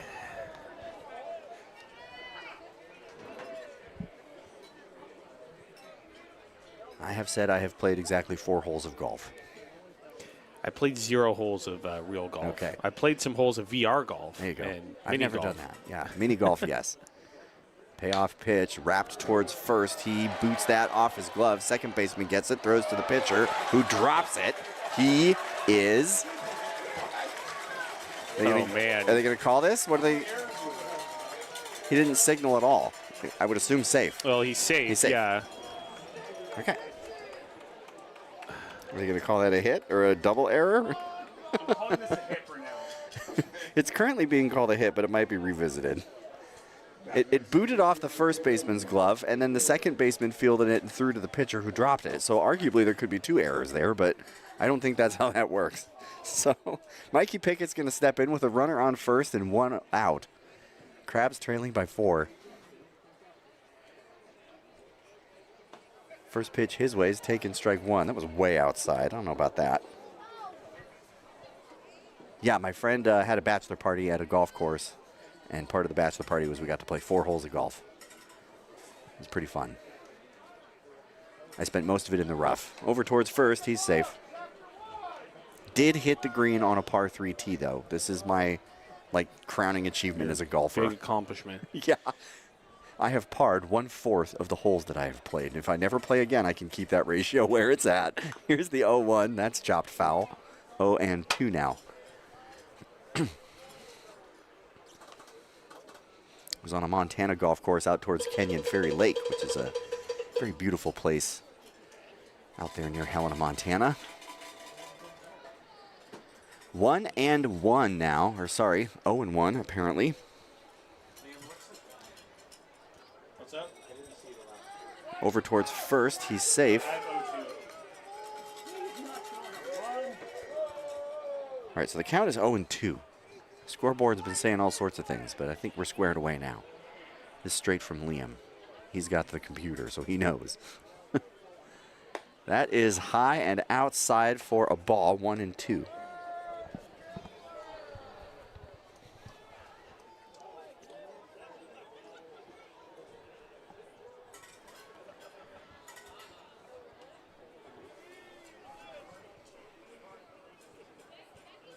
One, two, fouled towards F Street. So we'll do that again. Giants lead the Mariners in the bottom of the 7th by a score of 7-0. Whoa. Angels trailing the Tigers 1-2 in the bottom of the 9th. Dodgers beat the Yankees. Nobody likes the Yankees. Padres lose to the Royals by a score of 6-7. Landon Roop is having quite an outing for the Giants tonight. Benjamin's First game after the All-Star break. Benjamin's Athletics are losing 18-2. Oh no. Here's the 1-2. Swung on. Strike 3. Thank you. So Pickett strikes out. That's the second out of the inning. It's going to bring in Everett Johnson. He is 0 for 1, hit by a pitch in the third, struck out in the second. He's got Jason Arriola over there on first.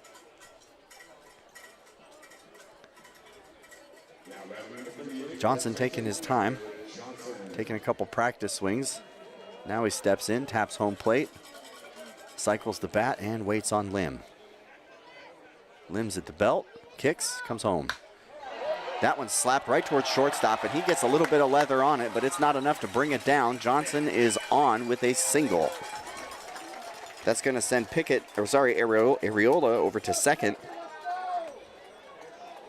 and take us back to the top of the order for the Crabs, Manoah Chapman.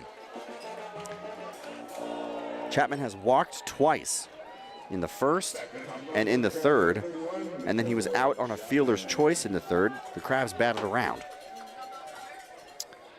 So Johnson on first, Arriola on second. Crabs trailing by 4 here in the bottom of the 5th. Crabs need this one. Chapman's just the guy to deliver. Let's go 3-1. He watches the first pitch go by. Outside, strike 1.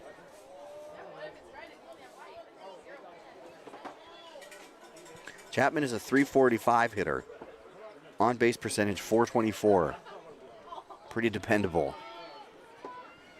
Crabs need him now. Here's the 0-1. Watches that one sail high. Ball 1.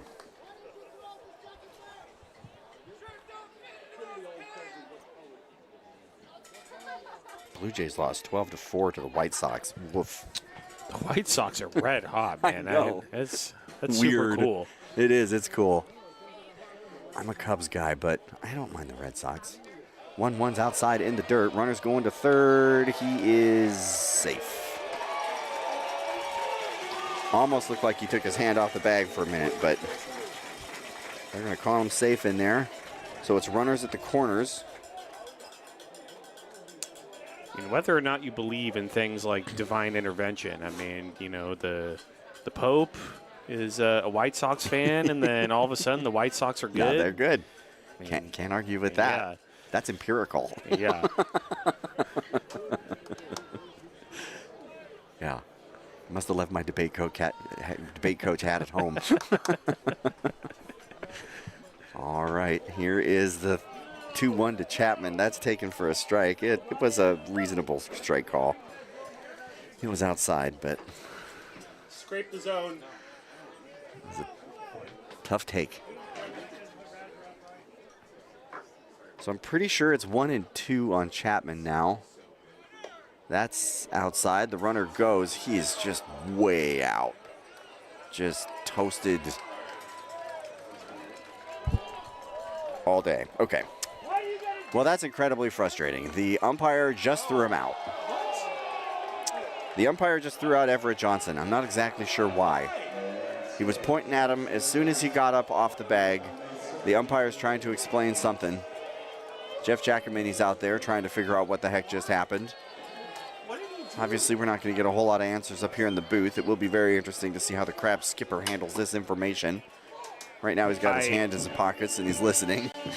I don't know. I'm not sure what he did. I'm going to be honest. I genuinely do not know. Well, Okay. It is insignificant information at this point. The Crabs still trail by a score of 8-4. That's 8 runs, 8 hits, 2 errors for the Kings. 4 runs on 6 hits, 2 errors for your humble Crabs. We will be back in the Blue Lake Casino radio booth with more Crabs baseball on ESPN 107.3 FM.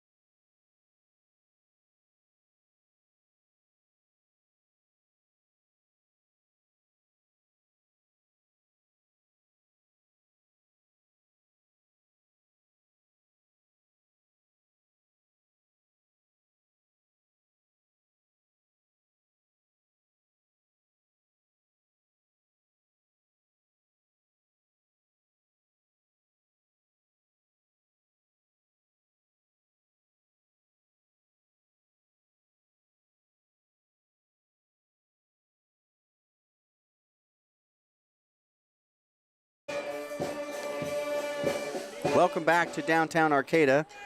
We're trying to figure out what the situation is for the Crabs in terms of who's going to replace Everett Johnson, but he has been pulled. What we know is that Jamie Mullen has been moved from third over to first. Mike Pickett has been moved to right field over to third.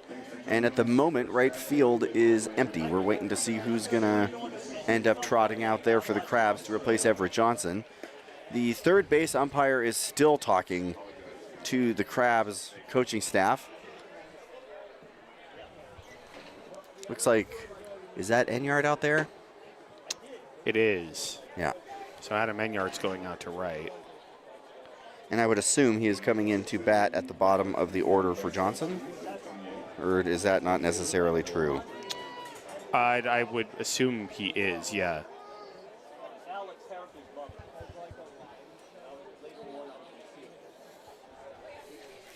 All right. So it's still Nordman. And Nordman is going to face Bubba Martinez, Zach Altamura, and then Miles Clayton back at the top of the order for the Kings. Kings lead by a score of 8-4. First pitch to Martinez is taken, strike one.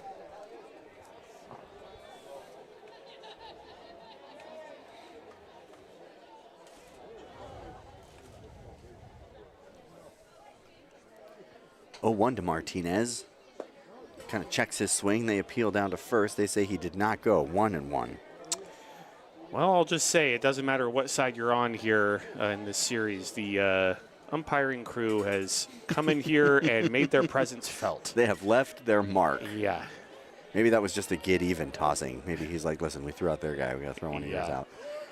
The 1-1 is taken inside. Ball 2 gets away, but I think that's ball 3 now. There's nobody on.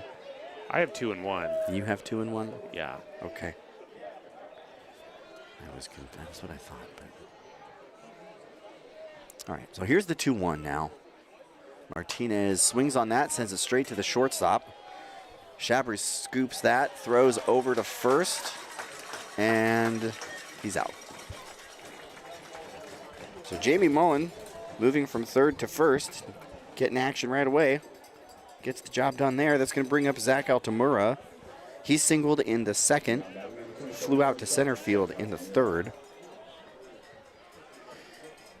Base is empty, 1 out.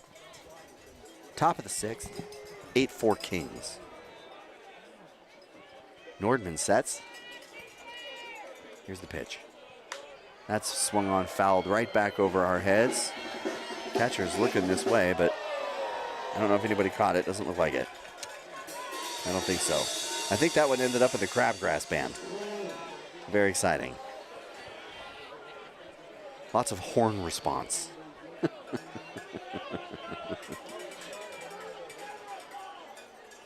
0-1 now to Altamura. Kings shortstop, tall, right-hander. Nordman kicks and fires. That's chopped towards third, but it goes foul.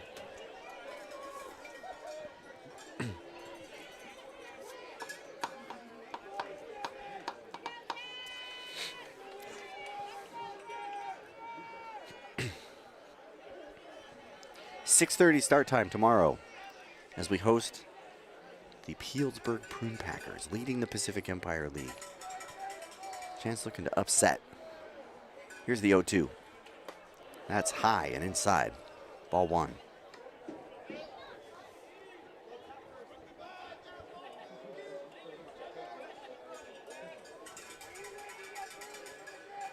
Altamura cycles twice.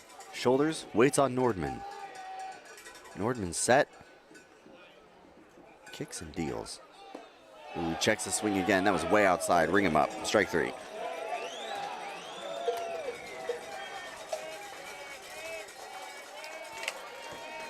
So some help from the cheerful Arcata crowd to show Altamura back to the dugout, and that's going to bring up Miles Clayton.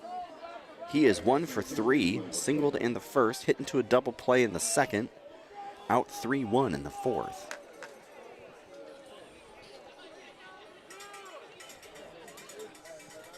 Looks like there's action out there in the Kings bullpen.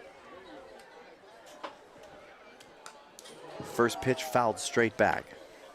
Looks like a righty and a lefty warming up for the Kings.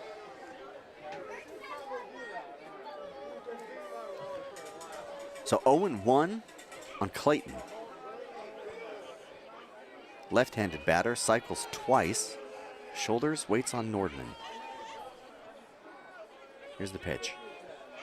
Outside, ball 1.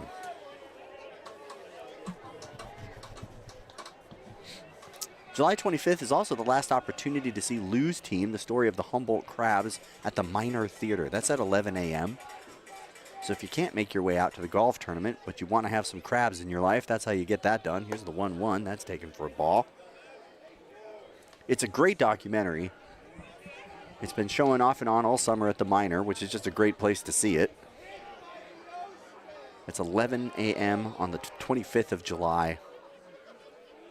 You should check it out. Connor Fitzgerald's put together a really great film. Here's the 2-1.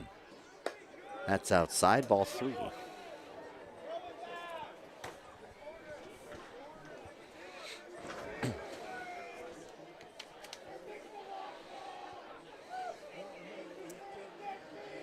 So 3-1. Nordman facing Clayton. 2 out. Here's the pitch. That's sent towards second.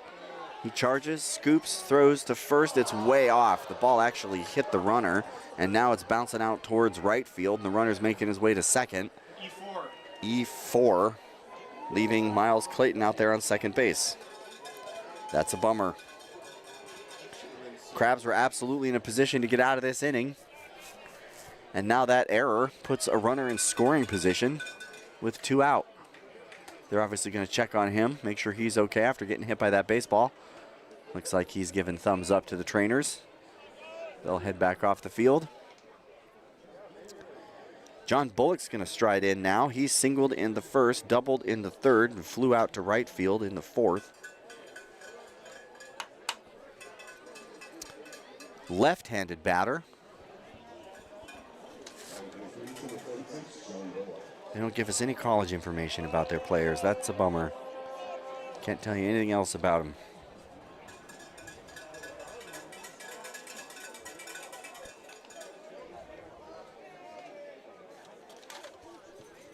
So here's the first pitch to Bullock. He swings on that one. This is again bouncing towards second base. He scoops and throws to first. This time they get the job done.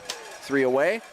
So that's going to do it for the Kings. It's 8 runs on 8 hits and 2 errors for the Kings. 4 runs on 6 hits, 3 errors for your Crabs. More exciting Crabs baseball coming your way on ESPN 107.3 FM.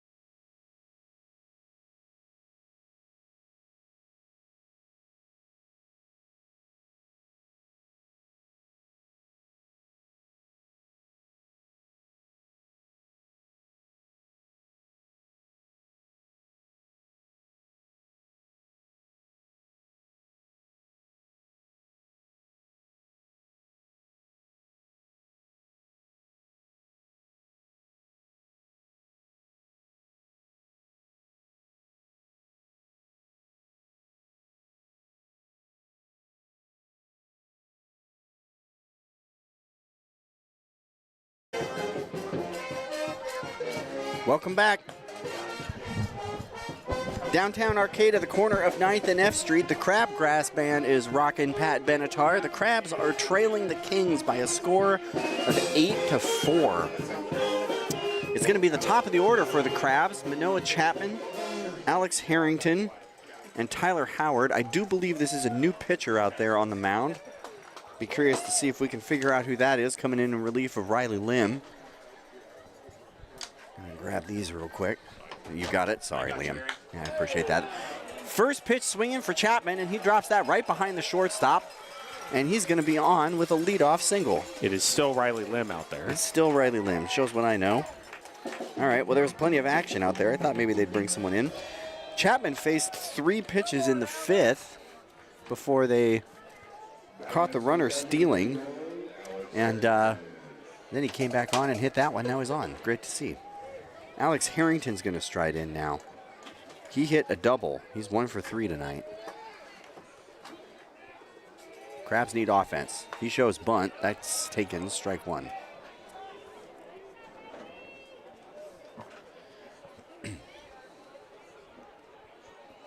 Kind of a slow-moving game.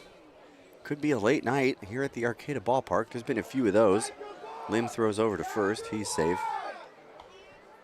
Crowd's fans want to balk. I don't know if they're going to get it.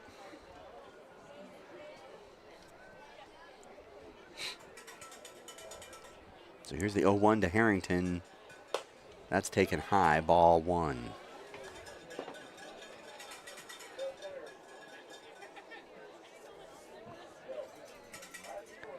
1-1 now to the crabby center fielder. Chapman on first. Howard on deck. Here's the pitch. That's sent out towards center field. Should be no trouble out there. He catches that one away.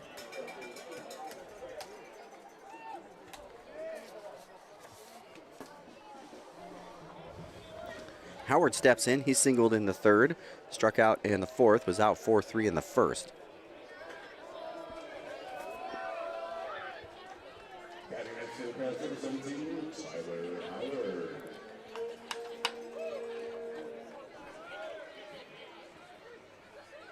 Crabs trying to fight back.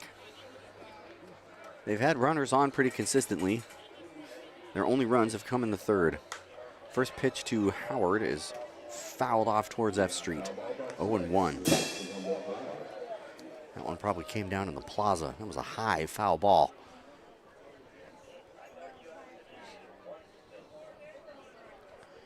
(0-1) to Howard. Night has fallen at the Arcata Ballpark.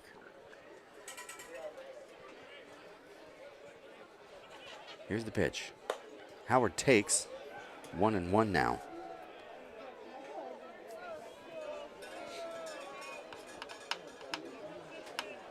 The Berkovich Honors will be in town the 21st and the 22nd. That's Tuesday and Wednesday. Running out of chances for midweek baseball. Those games start at 7 o'clock. Here's the 1-1. That's taken. 2-1.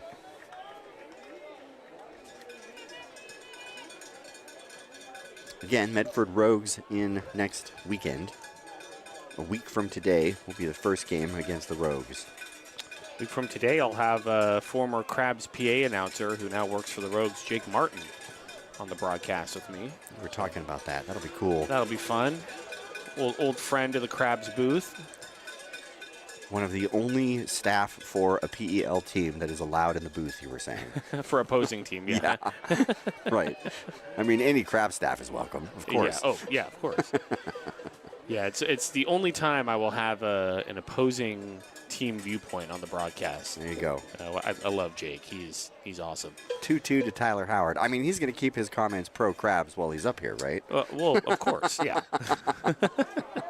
He could be removed. This is towered into short right field, and it's the second baseman over there who finally comes up with it.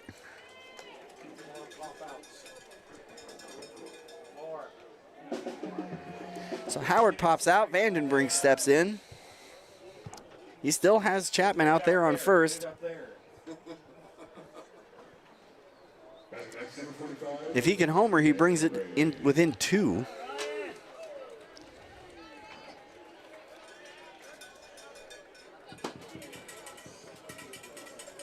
Vandenbrink cycles the bat, shoulders and waits. Here's the pitch. That's outside, ball 1. Cowboy night tomorrow night.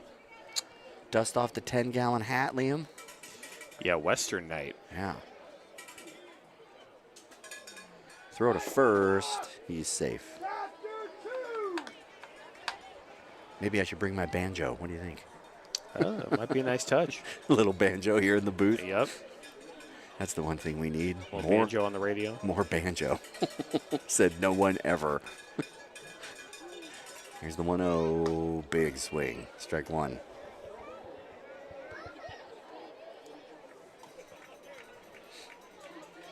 Steve Martin has a joke about a banjo player who became a millionaire He was born a billionaire. And he started playing the banjo.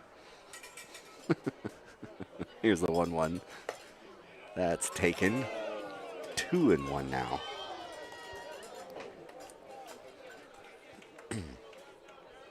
Steve Martin's a very accomplished banjo player. Not just a great comic. He can rip. I didn't know he played the banjo like that. Rips it. Good stuff. Here's the 2-1. Takes that outside. 3-1 now.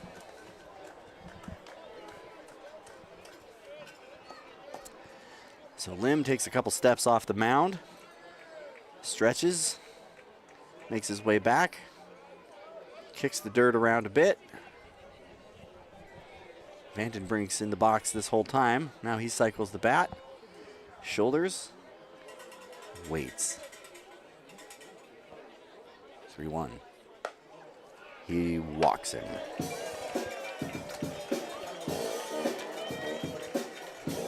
So Vandenbrink will walk to first, and that'll send Manoah Chapman to second and bring Jamie Mullen to the plate.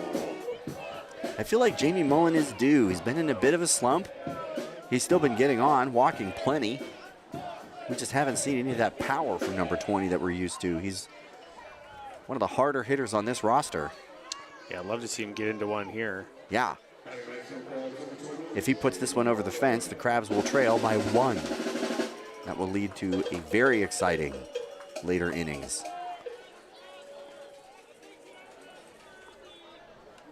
Bullpen quiet for the Kings. Lim checks second. Here's the pitch. That is fouled straight back. 0-1.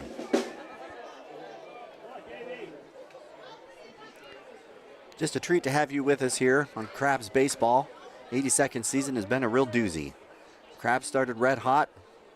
6-game slide on the road.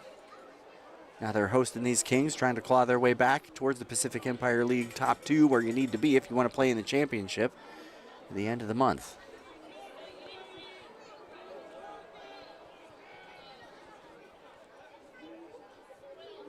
Lim checks second. Here's the 0-1. That's wrapped right out towards the gap. It's going to get down. Chapman's going to come around third. He is making his way home. The throw to third holds the runners up. But Mullins gets bat on ball. Crabs get 1. Go Crabs, go. Well, great to see. Like you said, Jamie Mullen's been in a bit of a slump, so getting an RBI there.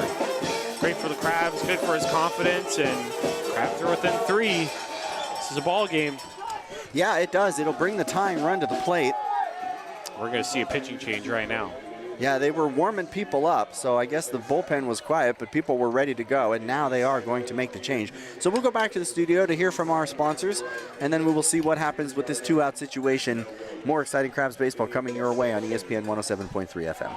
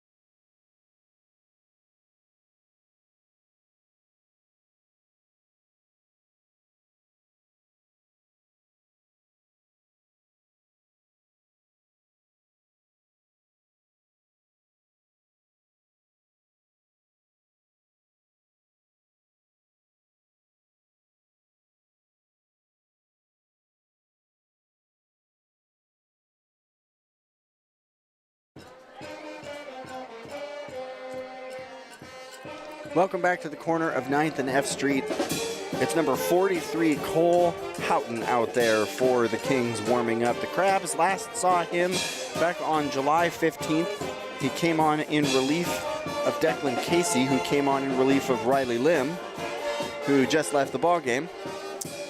The Crabs trail by a score of 5-8. They have 2 out here in the inning, but Ryan Vandenbrink is going to be on second, and Jamie Mullen is going to be on first. So the Crabs have an opportunity to draw even here, which would be absolutely huge. Obviously, one more across feels like the bare minimum they need to do to keep moving in the right direction. It's a little premature to point this out, but Adam Enyart did replace Everett Johnson as a result of Johnson being kicked out. And that's just a good name to have down there at the bottom of the order when you're trailing. Yeah, that's good. Shabry, Arriola, and Pickett are going to have to bat for Enyart to get a chance, so it might not be till the later innings that we see him. But Jaden Shabry is out there now, and he's ready to go. It's not good that Everett Johnson was ejected, No. but it's good that Yardy's in the lineup now. Yeah. Yeah, I feel better with 16 carrying a bat to home plate. So the first pitch is taken for a strike. Sure, he could have used the rest today, but I mean, he pitched a he's in the doozy. ball game, so. Yeah, he closed out the pitching game last night. Yep. And he's been batting the ball around. Here's the 0-1. That is way upstairs and out of the glove, and all of the runners are going to move up. So Mullins to second. Vandenbrink to third. Shabry now facing a 1-1. Shabry singled in the third, flew out to right field in the fifth, reached on an error in the second. He waits on Houghton. Here's the pitch. Swings on that one right at the umpire. It gets past the shortstop. That's going to plate at least run. And here comes the second one. Jaden Shabry is on first base. The Crabs trail by 1. Go Crabs, go! Outstanding. You really got to feel a little bit for the shortstop out there. The ball went right at the umpire, and the shortstop just didn't have any idea if it was going to hit the umpire. He probably lost track of it for a quick second as it went behind blue, but just whatever, doesn't matter. When it got out to center field, it just died. The ball just stopped, and that gave everybody a chance to come around. Really, really exciting Crabs baseball here. Shabry comes up big. Man, this has been a crazy Right? game. What a comeback.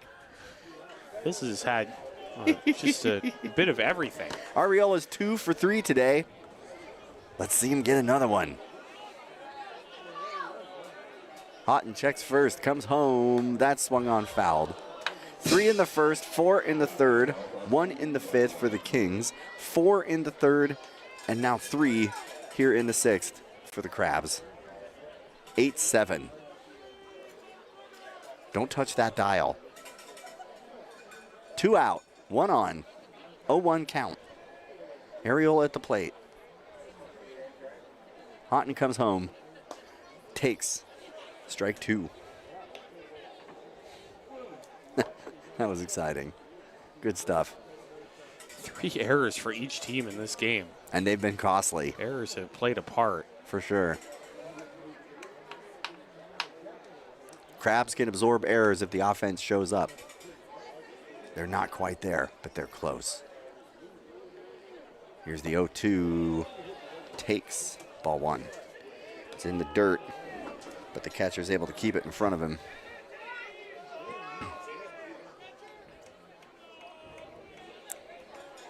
So Arriola's facing a 1-2 count now. He touches home plate, cycles the bat, takes a practice swing, shoulders, and waits. Runner goes. Here's the pitch. That's wrapped right out towards the gap. This could be a great hit and run. The runner goes all the way around second, and now he's going to end up on third. More clutch hitting for the Crabs.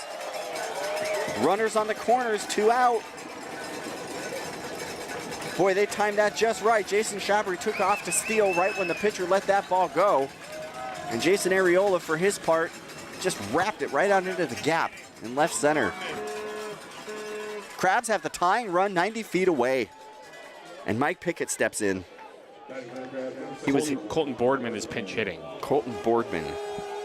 Thank you. So Colton Boardman stepping in to pinch hit.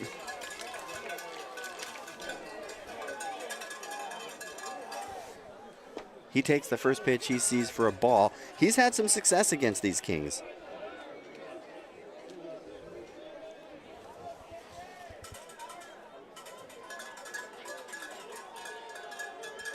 He walked twice yesterday, swings at that one, and it's fouled out towards the bus stop. So it'll be 1-1 now. Yeah, and yards on deck. He came in for Everett. Colton Boardman hit a towering home run first game of the doubleheader. Here's the pitch, swings at that, 2 strikes. It sounds really loud all of a sudden, I don't know why. What's up? It's really loud all of a sudden, I don't know why. So it's 1-2. Here's the pitch. That's skied out towards left, should be no trouble. He's over there, he clutches that one. Throws it in, that's gonna do it here in the bottom of the 6th. But that was an exciting inning. It is 8 runs on 8 hits, 3 errors for the Kings, 7 runs on 9 hits, 3 errors for your Humboldt Crabs. Don't go anywhere. Liam will be back to take it the rest of the way. This is exciting Crabs baseball on ESPN 107.3 FM.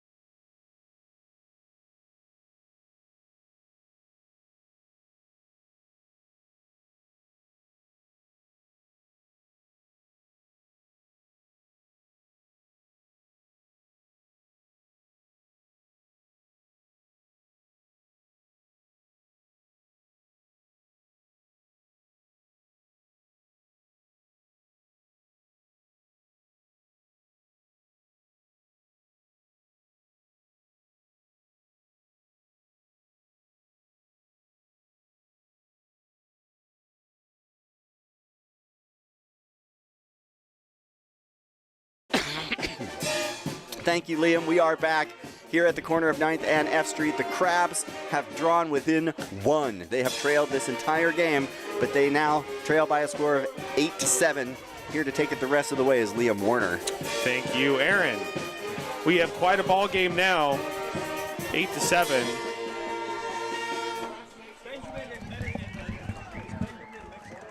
He's at SFO on a layover right now, but yes, he will be in Mexico tonight, or early tomorrow morning.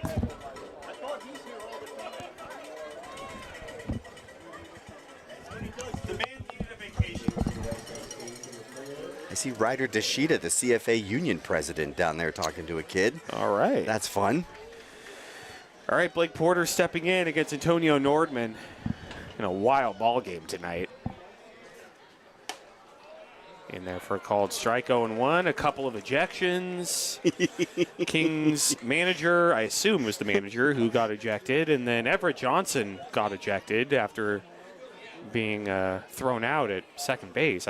He must have said something to the umpire that was not good. In there for a called strike 0-2. Umpire got a souvenir tonight. That's nice. Got a card with Ryder! with the manager's opinions of his performance on it. There was a few opinions on that Yeah, card. there were a few opinions. We're not going to detail them here live on air, but high and outside 1 and 2 basically was saying, you're not doing a great job. With numerous rationale. Yes. A numbered list There was a list. One of through reasons 3. why the umpiring crew is not doing a good job. The 1-2 misses inside, and it's 2-2. I mean, both sides have been unhappy with the umpiring crew at different points of the series. So maybe you can say that they're being consistent. You know, both teams are unhappy. Consistently bad. Yeah. It's not good. Yeah. It's a 2-2 pitch. Swung on and missed. Strike 3. Get him. 1 away. And that's going to bring in E.J. Cord. Nordman's been getting it done, coming on in relief. Yeah, he's been great so far. Second strikeout of the game for him. At the end of this half inning, we will bring you the Crabgrass Band's performance of Take Me Out to the Ball Game live. Thank you, sir.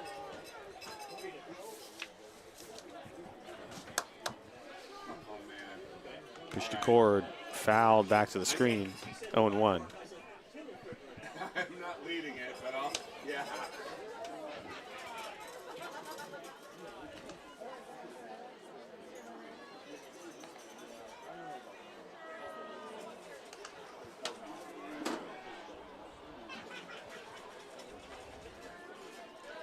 The 0-1 in there for a called strike, 0-2. Just got to note that my son Callum and my wife Kate are listening to the Crabs game instead of a podcast for bedtime. So, good night to both of you. Hopefully, it is an exciting way to go to bed. If the Crabs come back, it'll be noisy. 0-2, high and outside 1-2. Just got word that it's Crabs pitching coach Matt Tomlin's 50th birthday today. Well, that's exciting. Happy birthday, Matt Tomlin. Who is, I mean, as far as state championships go, the most decorated coach in Humboldt County sports history. 1-2. It's inside, almost hits cord. 2-2. Multiple state titles in different sports at St. Bernard's High School. And he's done a great job. He's a pitching coach for the Crabs and great presence on the coaching staff. Really have enjoyed being around Matt Tomlin this season. So happy birthday to him. And let's get him a win. The 2-2 swung on and missed strike 3, 2 away. 2 up, 2 down. K's next to both of them. That's exactly what you need after a big inning from your offense. That's right. Antonio Nordman has done the job so far. And that's going to bring in Colin Johnston. Did they ever say why they kicked Tomlin out of that game? Or did you ever learn what the deal was? He went up to the booth and sat next to me in Yeah. Medford and basically just told me he was standing up for his pitchers. Right. Which I get. I mean, Yeah. you know, it had been a tough series, and I Yeah. think calls weren't going our way. Right. Mr. Johnson swung on and missed 0-1, and sometimes as a coach, your job is to get your team fired up and stand up for your guys. So Sounds good. 25, just FYI. Mission accomplished. Miyamoto. we have a pinch hitter. It is Wyatt Miyamoto.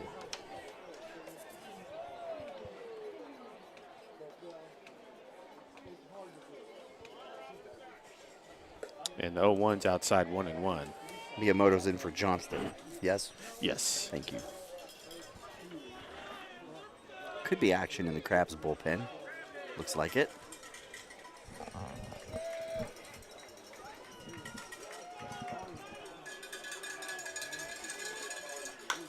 One ground ball to the left side, picked up by the shortstop, deep in the hole, long throw. It is in time for the out. What a great play by Jaden Shabry deep in the hole, and it rolled to first base. Get it. And Jamie Mullen, a great pick, and that's going to do it for the Kings here in the top of the 7th. And as we head to the bottom of the 7th, it is the Kings leading 8-7. But we will keep it here as the world-famous Crabgrass Band performs "Take Me Out to the Ball Game."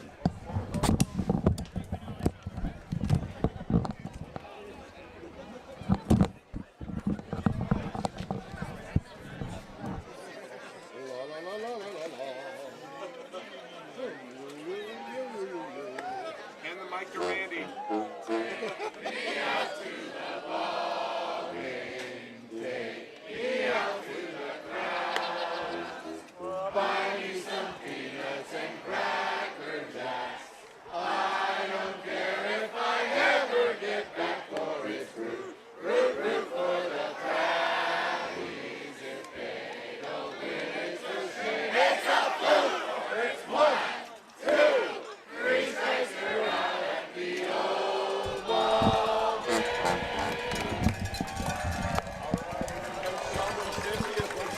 All right, bottom of the 7th, 8-7 Kings. Can't beat that. And now, Crabgrass Band. Love it. Crabs pitching coach Matt Tomlin getting serenaded by the crowd. There you go. Crowd singing happy birthday to him. A little bit out of sync. Oh, there he was waving to everybody. Heck yeah, Matt Tomlin. There you go. Happy birthday, Matt Tomlin. For sure. Glad to have What him. a guy. in Krabby Blue. Just a great person. Glad he is now on the Crabs coaching staff. Really is a good calming presence for these Crabs pitchers. And Eric Ciccone, who was the previous Crabs pitching coach, he was the same way. And so nice to bring in another pitching coach who a calming presence for the guys on the mound. As Adam Enyart steps in and fouls it back 0-1. This is Enyart's first at bat. And he came in for Everett Johnson, who was ejected after being thrown out at second base, and then said something to the umpire didn't like, and run him from the game. So in there for a called strike again, 0-2. If Enyart comes off the bench to tie this, it truly will be a Yardy party. Oh, we'd love a Yardy party right now. The 0-2 is a fly ball out to left field, deep in the gap, left fielder looking up, it's off the fence. And Adam Enyart getting the Yardy party started with a leadoff double. Just can't stop number 16. Oh, man. Can't stop him. 382 feet towards the 394 sign, and if it wasn't hit to that part of the park, it would have been gone. Deepest part of the park is the only reason it's still here. That's exactly what I was hoping for when I saw him trotting out towards right. Thank you. Would have been exciting to see him tie it up, but you know, Manoah Chapman's just as capable. Let's go. All right. Adam Enyart tying run out of second base. Manoah Chapman stepping in. 1 for 2 tonight. He had 4 hits last night. He is hot. He's the guy you want up right now. Pushing Manoah Chapman in there for a called strike, 0-1. Crabs fans want it.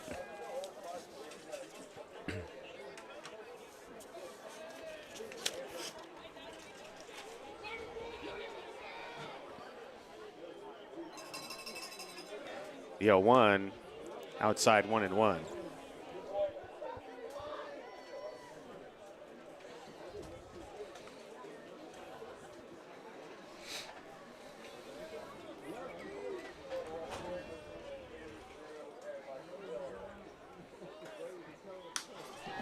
A fly ball down the right field line. Right fielder racing over towards the line, dives. It is just foul. Oh, man. 1-2. You really got to hand it to Blake Porter. He's sold out for that out. Yeah.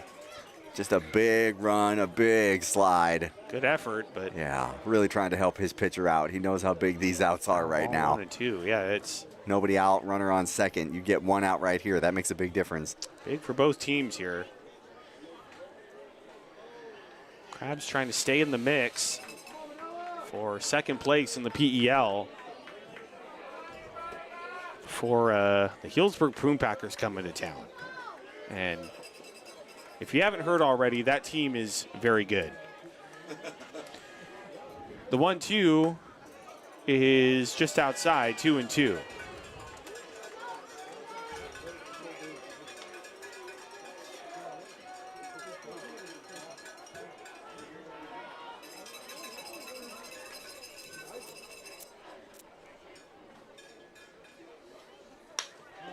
Ground ball right back to the pitcher. No play at third. He's going to flip to first for the first out of the inning. On to third goes Adam Enyart. So the tying run is 90 feet away. There is one out. This is an incredible opportunity that you can't let slip. Can Alex Harrington get the job done here? The infield is in all the way around at the grass. Harrington is 1 for 4.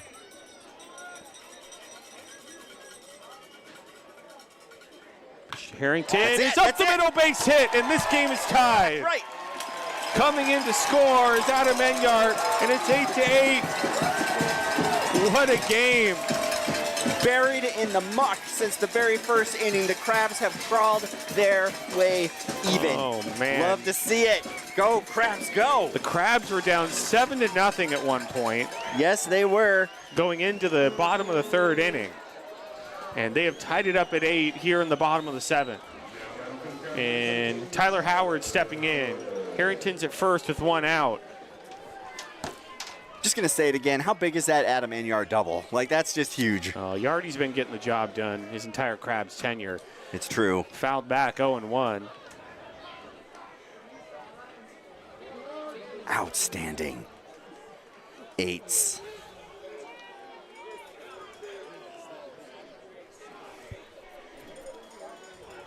I feel like the crowd's going to get rowdy. Well, the crowd is waiting to explode here. Runner goes from first, pitches high and outside. The throw down to second, not in time. And stealing second base is Alex Harrington. And man, this is just exactly how the Crabs hurt you. They got big hitters like Enyart, and then they got people like Alex Harrington that can rip on the base path. Oh, and yeah. that's exactly what they did. He didn't hit a double, but he's out there anyway. Green light is on. So now the go-ahead run is in scoring position for the Crabs. A 1-1, outside 2-1. Let's go, Tyler. Clutch hitter in the spot that he needs to be in to punctuate his comeback to this roster after a little bit of time away. Get it, 17. 2-1 swing and a miss. He wanted it. And it's 2-2. It's a big hack. Fastball at the eyes. Hard to lay off that. And a ball gets away from the Kings bullpen.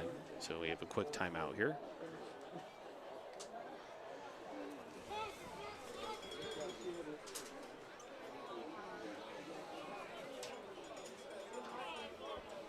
My Banana Slug hoodie matches the Kings jersey, but I swear it's an accident. I feel Sure, Aaron, a little sure. weird. I'm not going to lie, but I'm The cold. 2-2 is fouled back to the screen, still 2-2. Well, Benjamin would be giving you a harder time than I will. He so. would. It's slug life, man. What can I say? Well, Benjamin's plane for Mexico City might take off, and before this Yeah, game well, ends. maybe we can play Where's Benjamin's I plane. know. We've been waiting for He hours. takes off at 11:15. And so is he. I hope he's So, still listening. Oh, he's probably not listening at SFO. I doubt it. The 2-2 up high. Count goes full 3-2. If he's at home and not here, he barely watches. Yeah. Well, they got Wi-Fi there. What else is he going to do at SFO? I know. Watch the Crabs YouTube. Yeah, I mean, Drink Bloody Marys. a That's what I great would do way before to- getting on a plane. to pass the time on a long layover. Right. Feet stomping in the ballpark. 3-2 pitch, up high, ball 4. Howard works the walk. So first and second with one out. And that's going to bring in Ryan Vandenbrink. There's activity in the Kings bullpen again. Again, there's a lefty and a righty warming up. Crickets in the home bullpen. Well, Antonio Nordman has He's been doing it. been very good since coming in. So Yeah. I think they're going to let him go as long as he can here. But we'll see who comes out in the 8th. And runners go, pitches a strike, the throw down to Ghost. third, and they got him. Yeah. They got Alex Harrington at third, so tough break for the Crabs. But runner still in scoring position as Howard, the back runner, stole second. Yeah, Howard was a little bit delayed to the jump. He either didn't get the signal or Harrington saw something and decided to go for it. But the throw over there to third and the pick kind of gave him time to get to second. The one misses outside, and it's 1-1.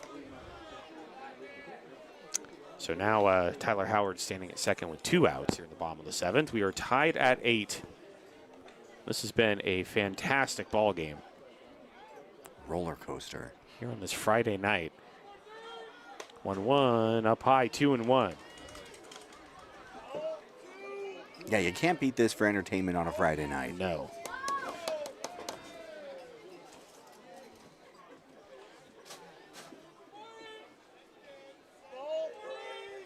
Two one up high, and it's 3-1.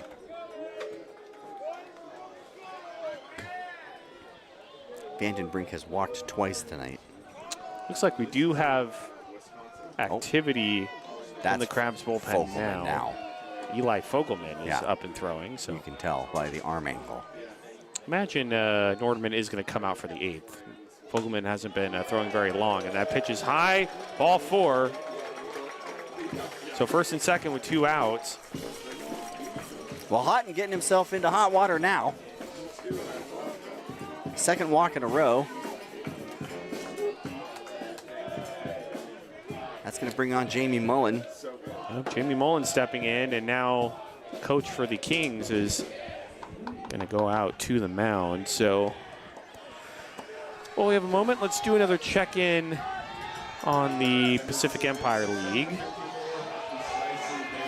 One game is of interest to the Crabs, and one really isn't. The one that isn't is the Prune Packers beating the Marysville Giants 16-1. Oh, the Giants lost. Can't believe it. Yeah, I know. I'm surprised I can't believe they finished that still game. playing. I thought they had folded based on all the games they canceled. But anyway, bottom of the 8th inning, the Lincoln Potters lead the Medford Rogues 9-0 at McBean in Lincoln.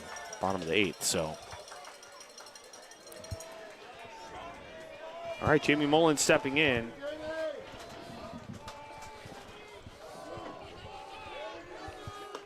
And it's in there for a called strike, 0-1.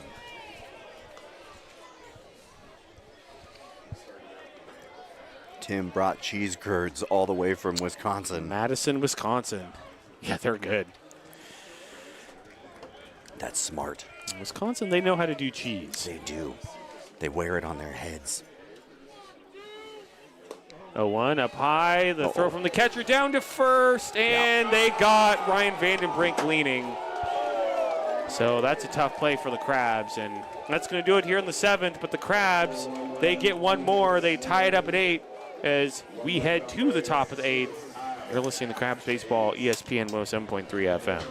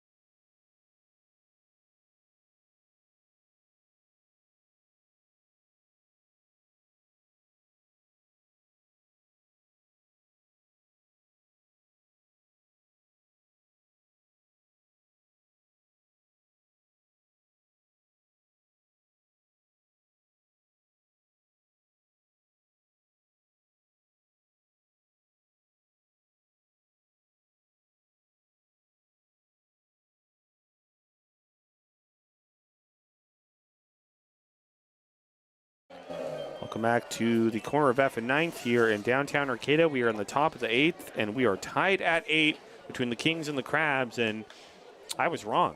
They are going to bring in Eli Fogelman. He's the new pitcher for the Crabs. 4.34 ERA, 18.2 innings pitched, 21 hits in that time, 9 runs, all earned, 6 walks, 25 strikeouts. I think a 6.25 walk to strike ratio, I think that's good. I think you want that. That's good. Yeah, that's right. So while we have a moment, let's see what's going on around Major League Baseball. The Giants, they got a big win today. First game back after the All-Star break, and thank God the All-Star break's over. Thank God. Oh, and Major League Baseball is back. The worst week in the entire sports calendar is over. It's just this dead silence in the middle of the summer. Yeah, Nothing. it's a rough time. But baseball's back, and we're all happy. Giants winning 7-0. And let's see here. Oh, man, the Washington Nationals. Oof. I don't know if I should even mention this, but they beat the A's by a score of 23-4. That's Benjamin's A's. In West Sacramento. Although with a score like that, I don't think they continue to be his A's. That's not really how he works. He might switch. He might. At least not tonight. I don't know who he would switch to. He always roots for a California team as Jimmy McNiven steps in. He doesn't like the Dodgers anymore, so that's out. As it's outside 1-0, I don't think he could be an Angels fan. That's just... He's not strong enough. Being an Angels fan is miserable right now. I like to compare the Angels to my favorite NBA team, which is the Sacramento Kings. There you go, yeah. Just pain and misery all Yeah, the time. that's Pitches fair. in there for a called strike 1-1. So if you're an Angels fan out there, as a Sacramento Kings fan, I know how you feel. I feel your pain. I mean, I don't know if he would switch to the Padres. I think he said Padres are out too. So That's too bad. I like the Padres. he might go back to the Giants, even though the Giants are terrible this season. The 1-1 fly ball down the left field line, and that's going to hit up against the fence and bounce right back to the Crabs left fielder, who gets the ball in, not in time, and it's going to be a leadoff double for McNiven. Boy, that throw was not in time, but Tyler Howard that was threw a laser. You could that hear was it hit the glove an from absolute up here. cannon. Like, God, just rip that. And that's going to bring in a pinch hitter. And this is Caleb Hendricks pinch hitting. For vote. Yes, and I think Caleb Hendricks has appeared in every game in this series. The first pitch is outside 1-0.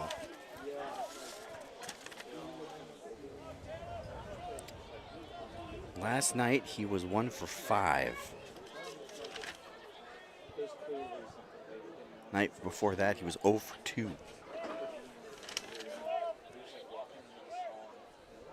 Line drive into left field. That's going to get down for a base hit. McNiven, he's rounding third. He's going to score, and the Kings are back on top. It's 9-8. Well, that didn't take very long. No, it did not. Kings dugout is fired up, as they should be. An RBI single for Caleb Hendricks. Pretty clutch hit coming off the bench. Knocking in the go-ahead. And Popo Martinez stepping in.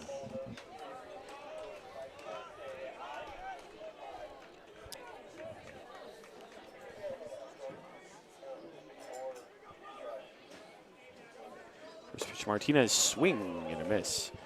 And it's 0-1.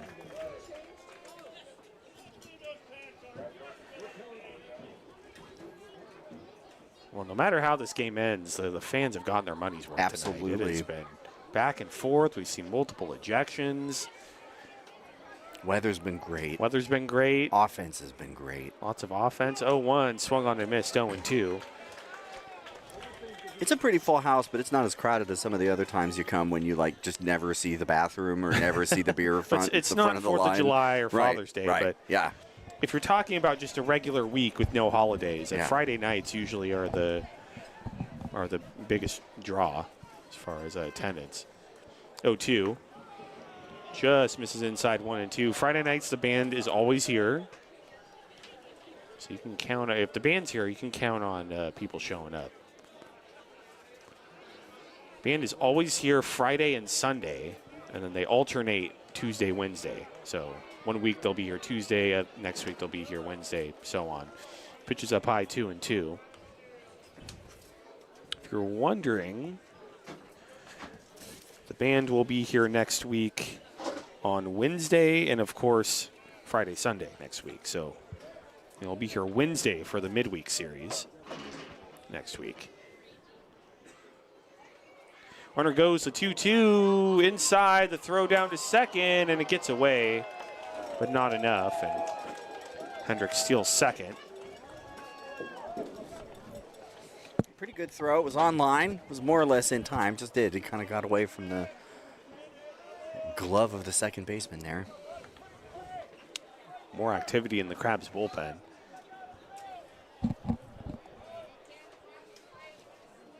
Yeah, kind of questioning that move to pull Nordman now. He was doing pretty good.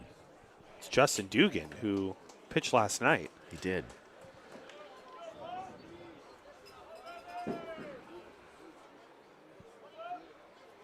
Two fouled back to the screen, and it's still 3-2. And that's the tough thing about playing 7 games in 6 days with Right. the doubleheader on Wednesday. I mean, it's how do you manage that pitching staff? Because things get tricky. It's not like we have an off day tomorrow. We are We do playing more not. baseball tomorrow and Sunday, so We are playing the best team in the league. yes. So Jeff Jackman, he really has to figure it out here, how to use his pitching staff. 3-2 ground ball fouled on the third base line, still 3-2.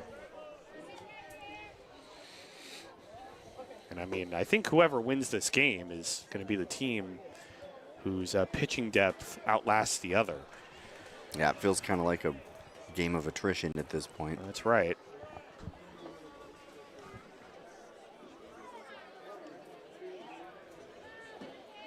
Long look in from Fogelman. And time is called.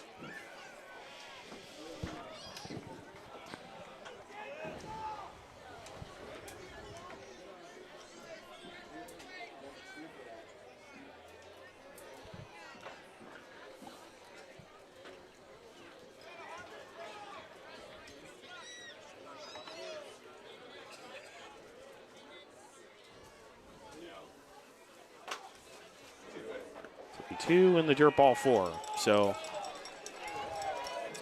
Martinez heads to first. It's going to be first and second with nobody out. And Jeff Giacomini, I believe he is going to make the change. Yes, he will. So Eli Fogelman will depart, and Justin Dugan will come in to pitch. And as he takes his warm-up pitches, we'll go back to the studio for a 60-second break. This is Crabs Baseball, ESPN 107.3 FM.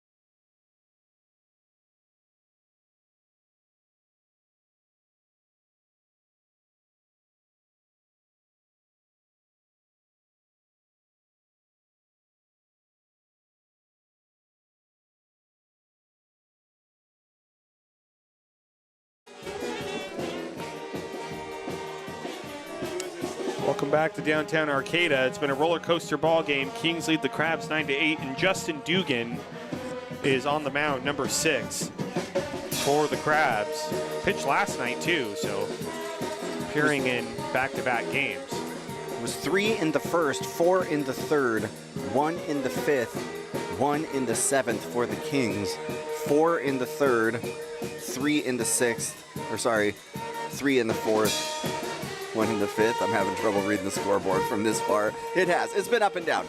It's been up and down, and it's 9-8. And it's late. Yeah, it's late. The Crabs have out-hit the Kings 11-10, but they trail by 1. Well, it's going to be another one of those late-night ball games here at the Arcata Ballpark, 10-16, and we're in the top of the 8th. But This place you know is what? still rocking, though. The way this game's gone, I'm not exactly upset. This has been a great ball game. Doesn't feel so late when the Crabgrass Band is playing. Exactly. And the crowd is still in it, and the Crabs have a chance to win. Something about the Crabgrass Band late on a Friday night. Yeah. Just, Yep. it hits. Yep. All right, so we are going to have a pinch hitter for the Kings. It's going to be Nate Hui.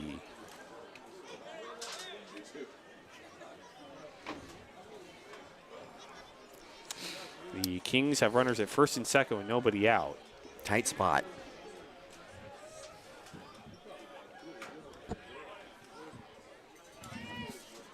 First pitch to Hui, shows bunt and takes it in the dirt 1-0.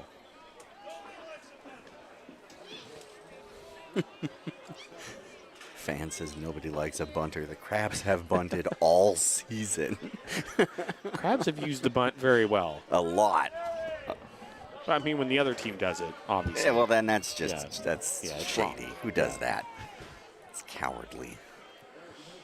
Swing the bat like a hero. 1-0, shows bunt again, takes it inside, 2-0.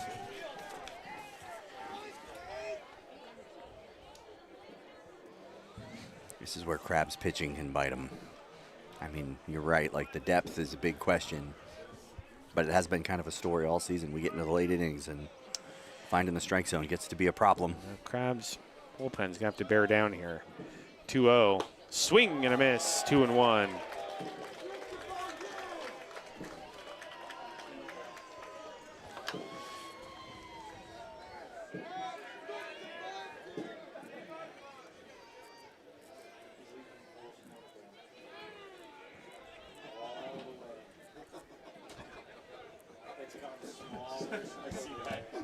The 2-1 shows bunt again, takes it inside, 3-1.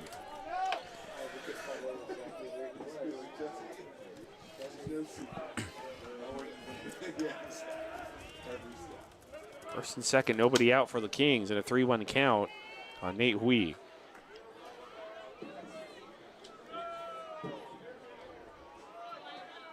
Shows bunt again, takes a low ball 4. Oof. And the bases are going to be loaded with nobody out for the Kings, and that's at least the third time they've done that in this game. Yeah. Bases loaded, nobody out. Let's go bring in the top of the order and Miles Clayton.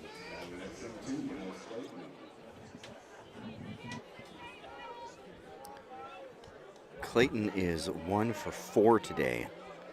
His single came in the first. He reached on an error in the 6th. To Clayton, misses low 1-0.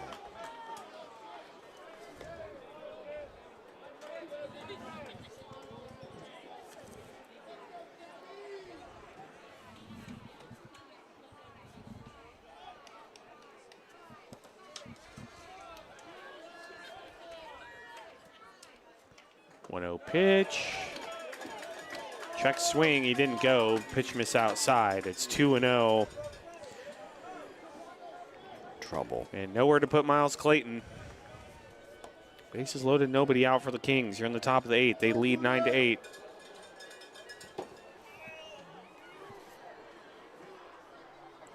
Just continue to put pressure on Crabs pitching all night. The 2-0 swung on and fouled off the plate. And it's 2-1.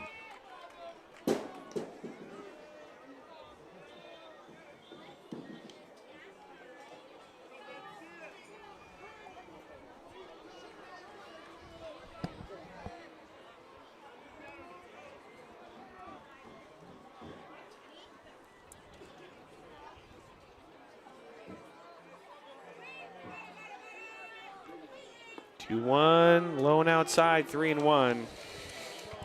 Again, the bases are all occupied.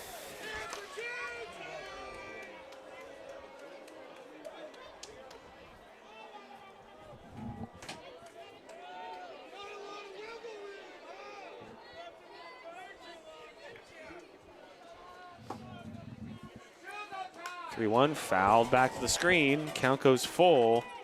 3-2.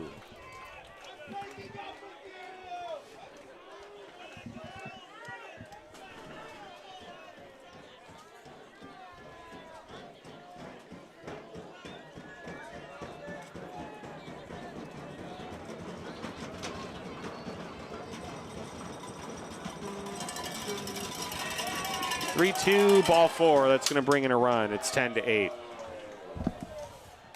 Ugh, brutal. Bases remain loaded with nobody out. And that's going to bring in John Bullock.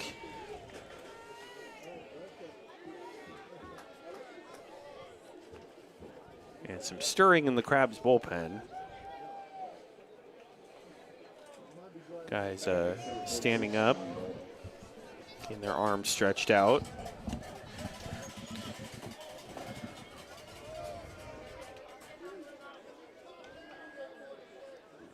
Pitch to Bullock is swung on and missed, 0-1. And this is just a game where Crab's pitching depth is being stretched to its ultimate limit. Yeah, it's hard to watch.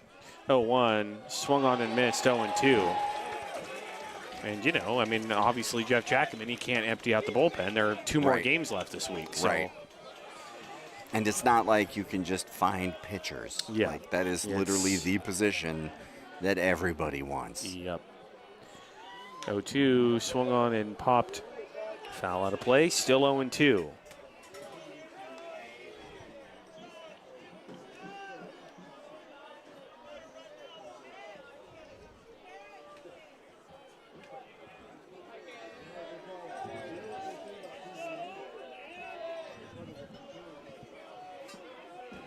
O2 pitch in the dirt.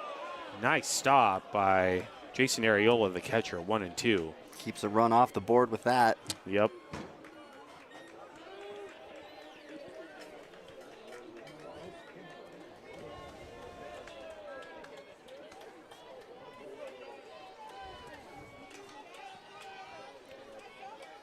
One-two line fouled on the third base line. Still 1-2.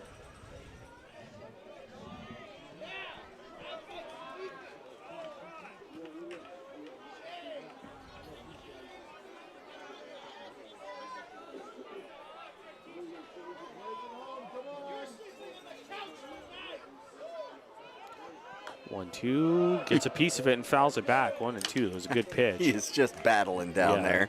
John Bullock is There's still nobody out. frustrating Justin Dugan right now. It's just brutal. And the Kings have put together good at-bats tonight. They have. They've done a good job. It's true. 1-2 in the dirt again. Nice stop by Arriola. 2-2. Obviously, a ton of pressure on the catcher here in this situation. Yeah.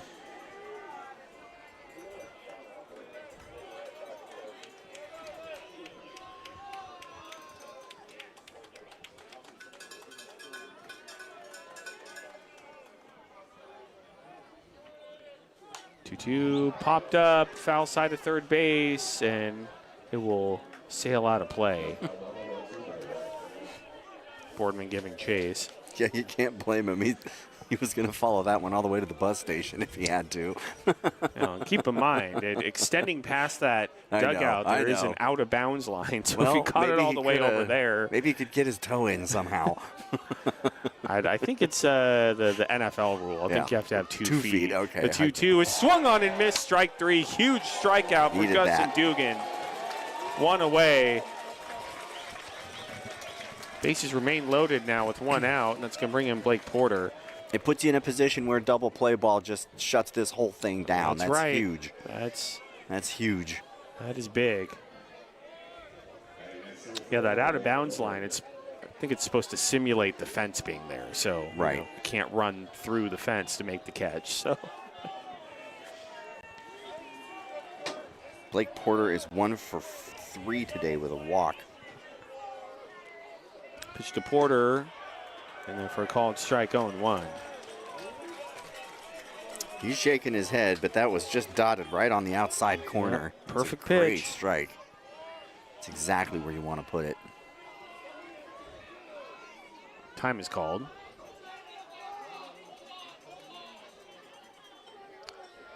Blake Porter needed to adjust his ankle guard.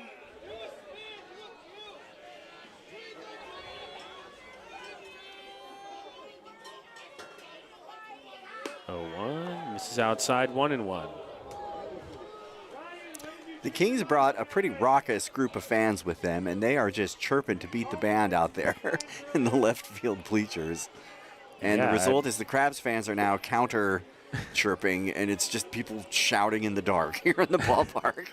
Hey, I mean, I love it. The 1-1 is in the It's dirt. awesome. Stopped by Arriola for a second. Look He at him couldn't go find back it, there. but Yeah. gets his eyes on it, 2-1. Yeah, I think a good amount of player families have made the trip for the West Coast Kings. Always good to see. Better when they're losing. I agree with that, but Yeah, they've been vocal. Always respect opposing fans who can be a little bit vocal here. Fouled off to the right onto F Street 2-2. Less so when they walk up and shout into the media Yes, booth. I don't really like that. No, we have several signs out there that are like, do Say, not talk to the media Don't booth. approach the booth. I mean, I don't like it when people even look up here. Right. We're working here. Yeah, Got little boxes to fill we're in. not a customer service box up here. Right. Also that. We're not here to solve your problems. The 2-2 line drive right to Chapman, makes the catch on the second. Double play. They doubled him off. Huge play for the Crabs defense. And that's going to do it here in the top of the 8th. They limit the Kings to 2 runs. Crabs trail 10-8 as we head to the bottom of the 8th inning. You're listening to Crabs Baseball, ESPN 107.3 FM.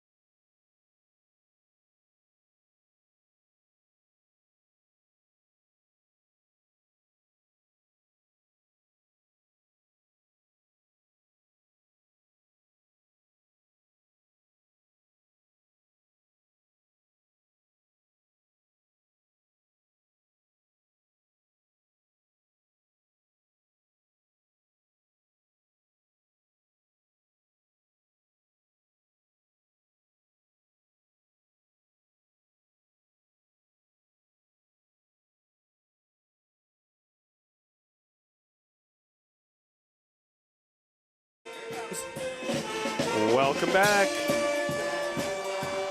Ba, ba, ba. Sorry.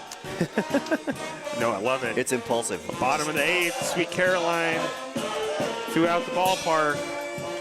Crabgrass Band doing their thing. They have been the top of their game tonight, the Crabgrass Band. Keeping the energy up as the Crabs have fought to come back. And they find themselves back just a little bit. Hey, I believe in this Crabs offense. They've shown up tonight and they'll need to show up again here. Just 2 innings to play, and they need to be magic. Running out of time, but they still have some time left. So let's see. We have a new pitcher for the West Coast Kings. I am just out of room. I know, yeah. For anybody keeping a paper scorebook, Oh, boy. running out of room for all the subs here. Jude Atley. Oh, this is the guy that shut the Crabs Yes, down in that first game. That's right. Oh, dear. Jude Atley. I mean, Well, had they're going to have to find him now. one of the pitching performances of the year for either team in this ballpark on Tuesday. It was a big reason why they won that game. Jamie Mullen stepping in, pitches up high 1-0. He's kind of been thrown into the Mad Bum role here. I mean, even though obviously this isn't Game 7 of the World Series, but Pacific Empire had, League had, baseball. a, had a great start on Tuesday. The 1-0 is outside 2-0, and now being called in to try to close out the game for the Kings.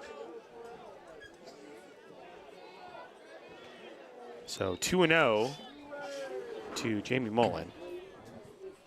Atley threw 8.1 innings. He gave up 3 hits. Oh, he was Struck out 12. 2-0. And off his hands, it's grounded to the first baseman. He flips Atley covering first, 1 away. Yeah, I mean, that's one of the best, if not the best, pitching performances of the season here in the Arcata ballpark, regardless of team. He was just on one. And a good start for him. 1 out. That's going to bring in Jaden Shabry. Well, it'd be a good bookend to his trip to the Humboldt ballpark here to Would. win that first game and come in here in relief and shut it down. Crabs need to find a way to get past him. Shabry up high 1-0.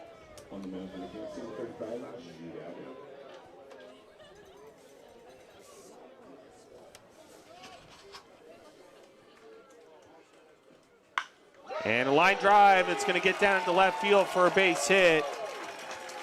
And Chabry with the 1-out single. That's a start. And that's going to bring in Jason Arriola. It's a 74-mile-an-hour pitch down by the shins, but he was able to scoop down there and get it. 89 off the bat. And now Caleb Hendricks going out to talk to Jude Atley.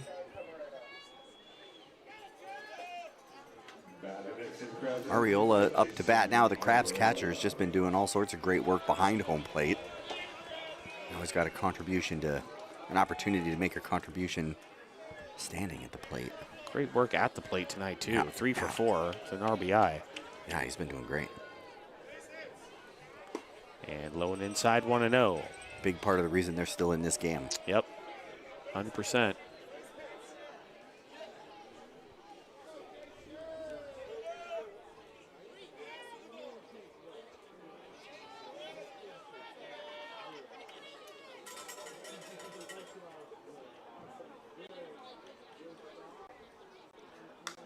Is popped foul, backing out of play, 1-1. Man, I thought the runner was going to go, and I just about had a stroke. I know they're going to do it, but I can't handle the pressure, man. I think the Crabs are going to do it regardless of whether you want them to or doing not. it all night. They have to. That's how they play. Yep. But They only know one way to run the bases. Throw over to first, and Chabry's back in safely, and obviously that's the danger of being aggressive.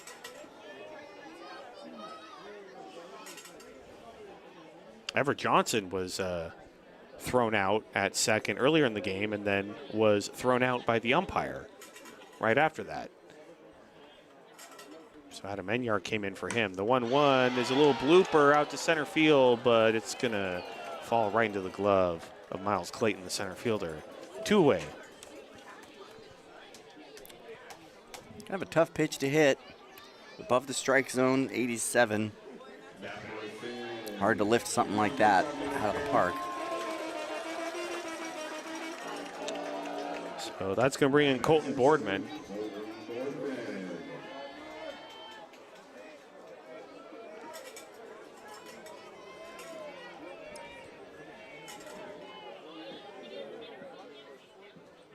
Mr. Boardman up high 1-0.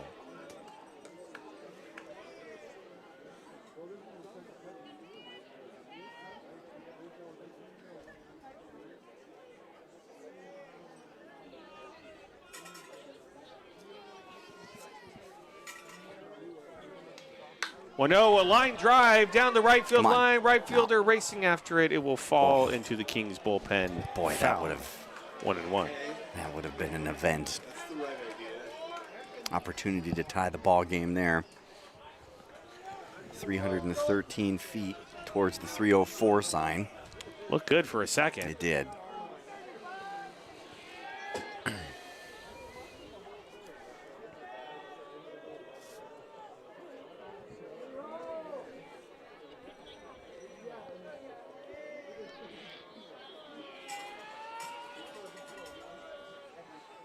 When one popped right up in the infield, shortstop coming in, camps under it, makes the catch, and that's going to do it for the Crabs here in the bottom of the 8th. They trail 10-8 as we head to the top of the 9th. You're listening to Crabs Baseball, ESPN 107.3 FM.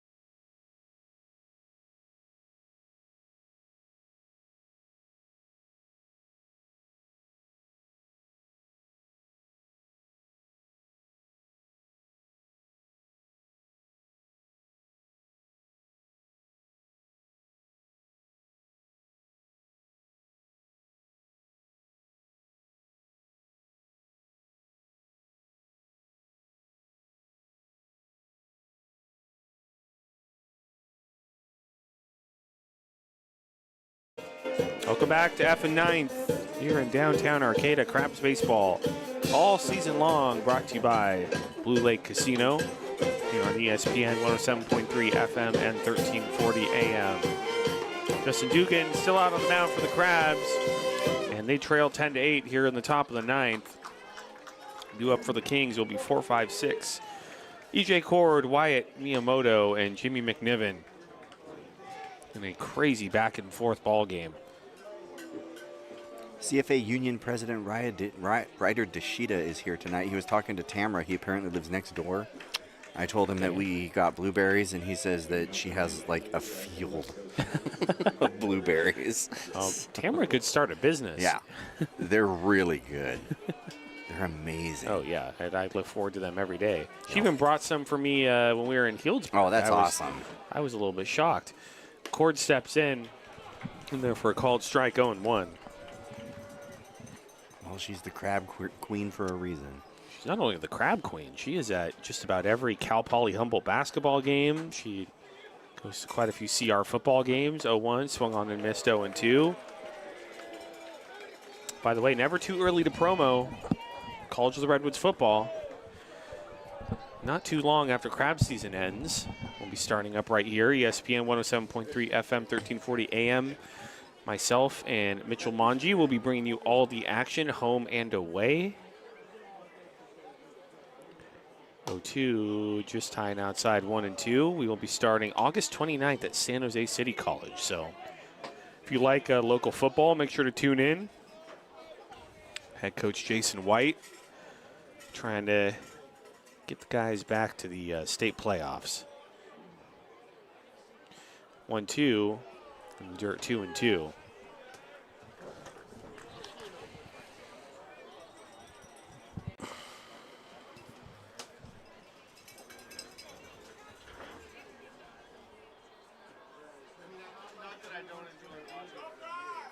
Two-two pitch, fouled back to the screen. We'll do it again, 2-2. By the way, if you go to a College of the Redwoods football game, they play their home games at the Redwood Bowl, you will see Crabs trainers Nate Keys and Chad Farrow working the sideline. They also work for CR Athletics in addition to the Crabs. The 2-2, foul back to the screen again, still 2-2.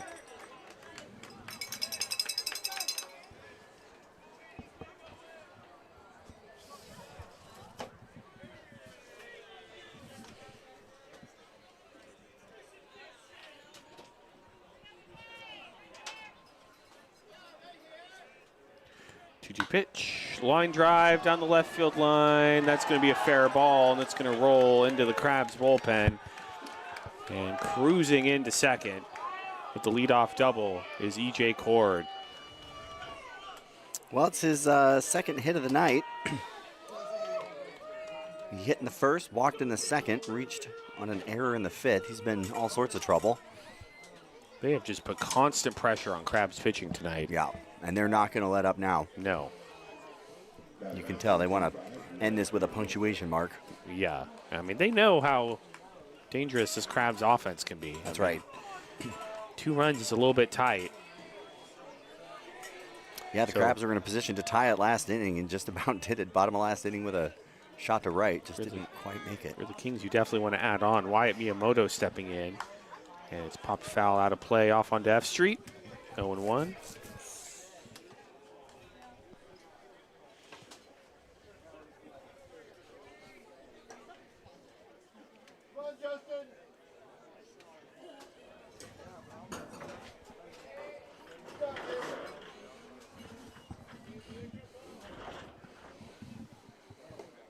One in the dirt, and it's 1-1.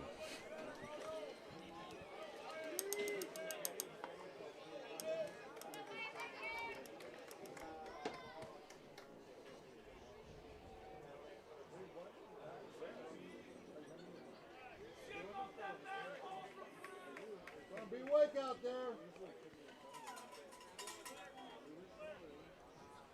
On pitch, fouled off on F Street again. And it's 1-2. They've been doing it all night. Yeah, they Just put tough together at-bats. really good at bats, good battles. Pitch count through the roof.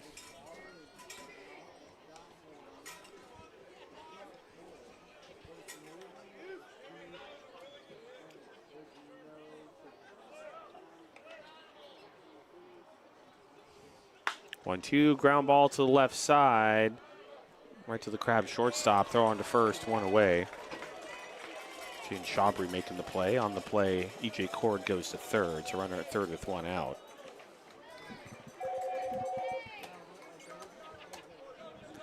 And that's going to bring in Jimmy McNiven. Next number 8, Andy McNiven.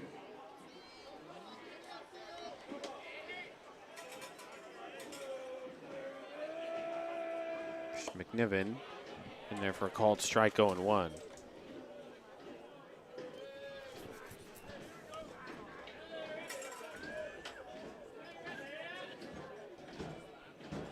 The one swing and a miss. Nasty pitch from Dugan. Breaking ball low and outside. 0-2. Had him chasing there.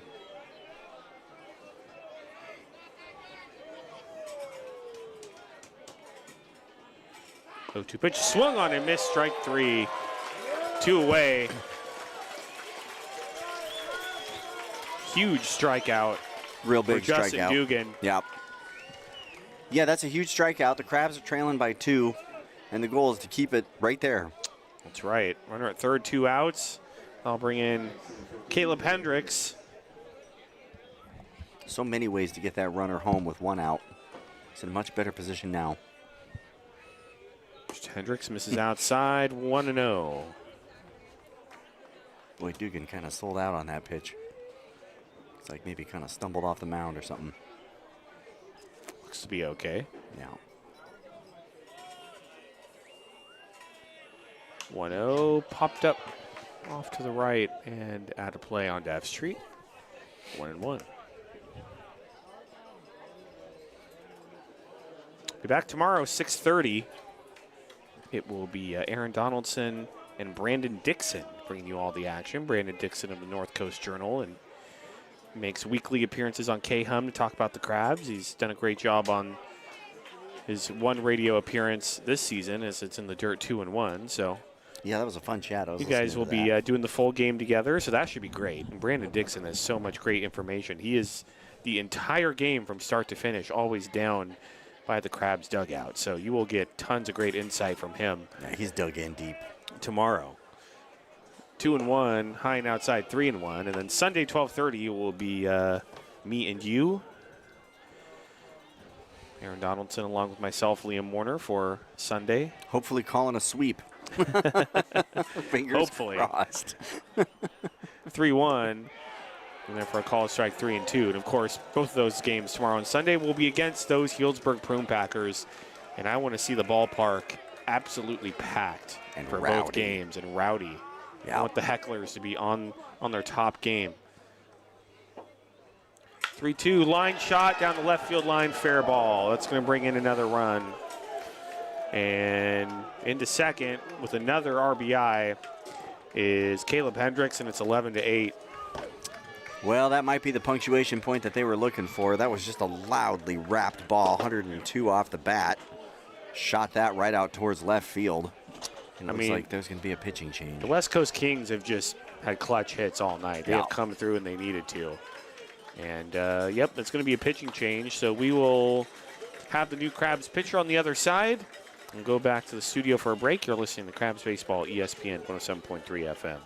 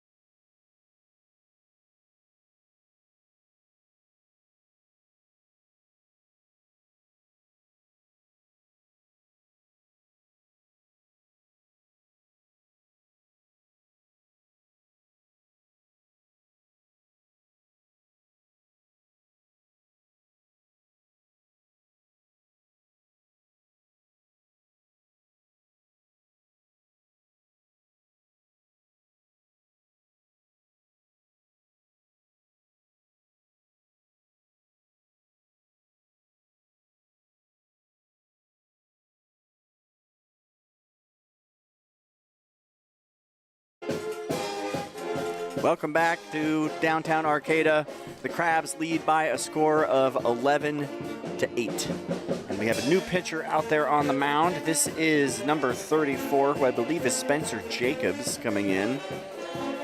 He is the 6th pitcher of the evening for these Humboldt Crabs, as they have spent the entire night just tangled up with the West Coast Kings. Kings plated 3 in the first, 4 in the third, 1 in the fifth, 2 in the 8th, and now 1 here in the 9th. The Crabs have 4 in the third, 3 in the 6th, 1 in the 7th. So it's currently 2 out with a runner out there on second. That's Caleb Hendricks out there, who just hit a single and drove in an RBI. So Spencer Jacobs is going to try to finish off this top of the inning here and give the Crabs a chance to come back and walk this off. Here's Jacobs' first pitch towards home, and that's taken for a ball, 86 miles an hour low. So 1-0 now. At the plate is Bubba Martinez. He is 1 for 2. He's walked twice. So Jacobs is at the belt now. Checks second. Big lead out there. Here's the pitch. That's wrapped out towards left. This is going to bring another one around. And the bottom has fallen out here in the 9th. So Martinez makes it out there to second base standing up. That's going to bring Hendricks around. It is now 12-8 Kings. Woof. Well, it got pretty exciting here in the 7th, but the Kings are just keeping the boot down. And the Crabs are struggling to get out from under it. They do have 3 outs to play with, but before that happens, they have to get out of this inning. So Spencer Jacobs now is going to face, I believe, Zach Altamura, unless they've done a pinch hit situation. I'll have to see. Here's the first pitch taken for a strike. It does look like there might be a pinch hitter out there. It's definitely not number 27. So this is number 6. And I don't have, here it is. Here's the 0-1. That's taken and the ball gets away. The runner's going to advance. This is Nate Hui now, batting for Altamura. I'll do the next hitter if he gets on. Got you.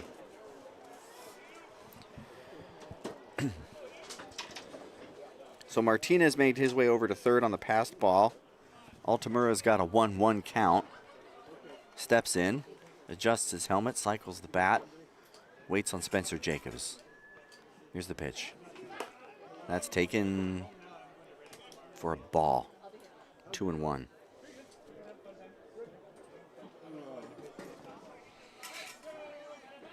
Two and one on Hui. Martinez on third. Jacobs at the belt. Here's the pitch. Takes that one for a ball. 3-1.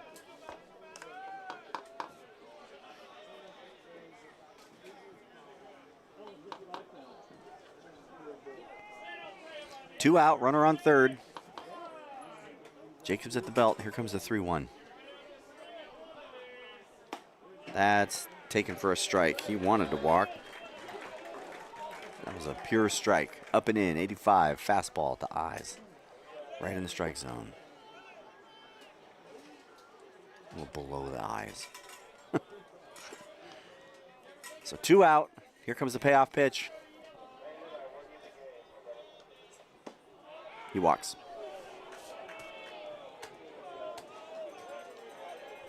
All right, I got it from here, Aaron. Thank you, Liam. That was no fun. Miles Clayton stepping in. There have been parts of this game that were very fun. It's true. Then it got not so fun again. Hopefully there's fun time to come. That would be great. It would be great. It's going to need Some to be a lot of fun, though. Fun times in the bottom of the 9th. Love to see it. All right, Miles Clayton stepping in here late on this Friday night. I mean, I think this has to be the longest regulation game we've had this season. Yeah, it's almost 11. Oh, my gosh. Pitch to Clayton in there for a called strike, 0-1. I mean, the Crabs haven't played the full 9 here very often. That's kind of part of it. Double headers. Right. The double headers for sure, but they've also just, not needed to play the bottom of the 9th. Yes, but exactly. We're going to play it here. 0-1 in there for a called strike, 0-2. This has been a long one, but a fun one. I mean, it's been fun. If you like games that go back and forth, right? This has been great.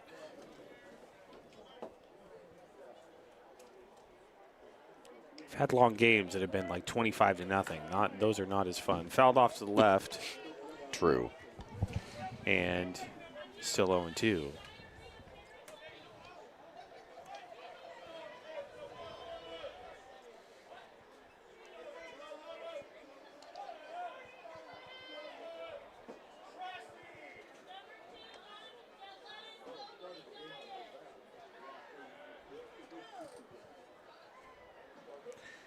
Go-to pitch in the dirt. And it's 1-2.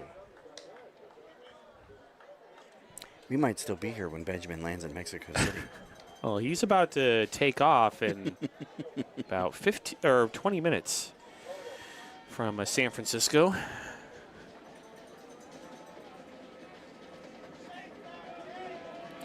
One-two in the dirt. Nice stop by Ariola, but Hui was going on the pitch. He steals second. Second and third with 2 outs, and the Rogues press box would be very excited right now because it is all deuces on the scoreboard. Number 2 at the plate, 2 balls, 2 strikes, 2 outs. Oh, is it 2-2-2-2? They would be losing it. I mean, it's a lot of 2s up there.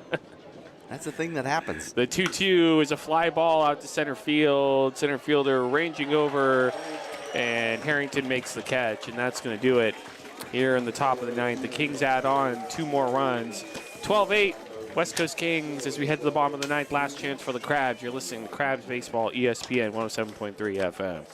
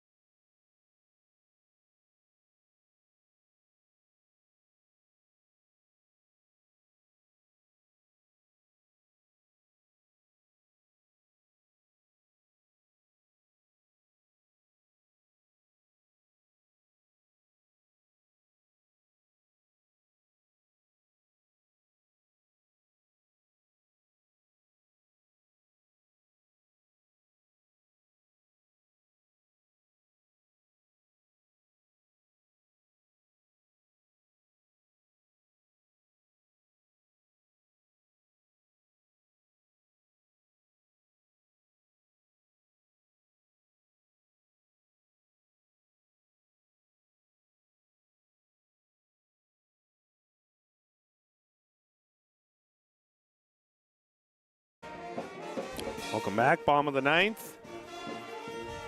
Crabgrass Band playing Timber. One of my favorite songs that they play. 12-8 Kings. Bottom of the 9th inning. A back and forth roller coaster game. And Jude Atley still out there on the mound, doing his best Madison Bumgarner impression. Trying to close it down for the West Coast Kings after starting on Tuesday and pitching a really great game. And it's been great in relief tonight as well. So Adam Enyart stepping in. 9-1-2 due up. Enyart, Chapman, Harrington. Adam Enyart came in whenever Johnson was ejected. And a line drive into left field for a base hit. So the Yardy party gets things going here in the 9th. Everett Johnson was ejected after he was thrown out at second base. Said something to the umpire that the umpire didn't like, and he was gone. Enyart swung at the first pitch he saw when he came on in the 7th, and he hit a double. And here he did it again, and he's over there on first. It was a good pitch to hit, 85-mile-an-hour center cut. He didn't miss. Manoah Chapman stepping in. Tying bait, runner on deck. Sorry, in Chapman. the hole.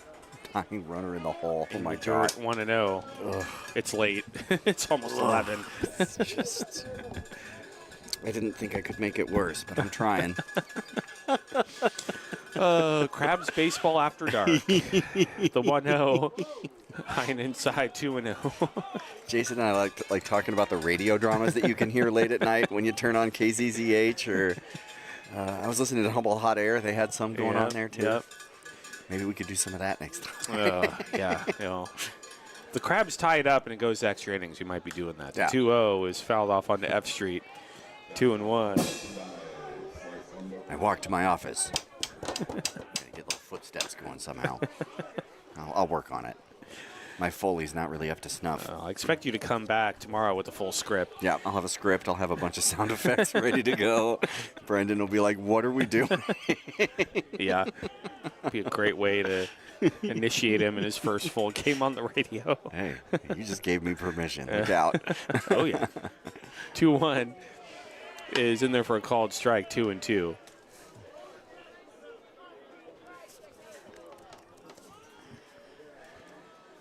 What's really great about having Brendan Dixon on is, again, he was a pitcher. He played in the NAIA World Series. He knows his stuff. He knows what it's like. Point Loma University. The 2-2 right. swung on and missed, strike 3.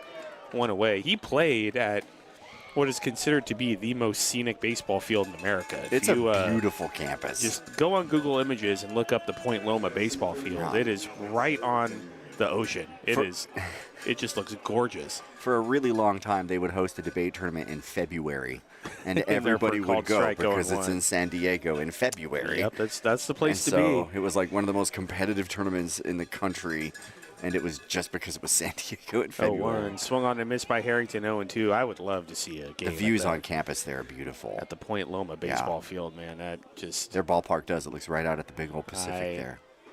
can't imagine what it's like playing there. Yeah. I mean, sure, Brandon Dixon will tell all of you all about it tomorrow. For sure. We're just 3 miles from the ocean here. It's not too bad. Yeah, we're not as close as Point Loma is. No.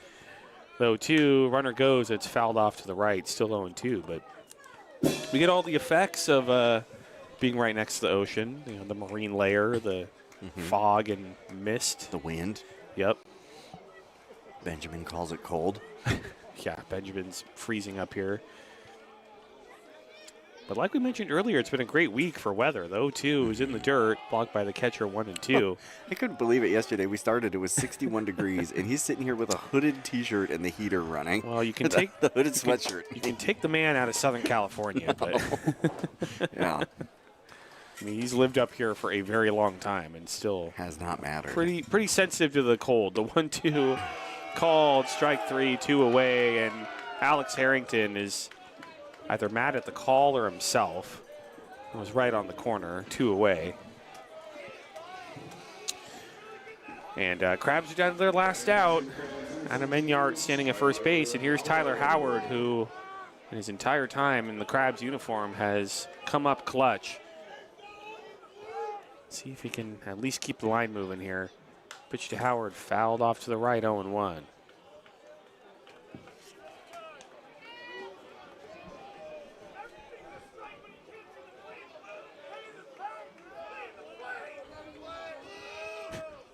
Fans really want the home plate umpire, Brian Rose, to clean the plate.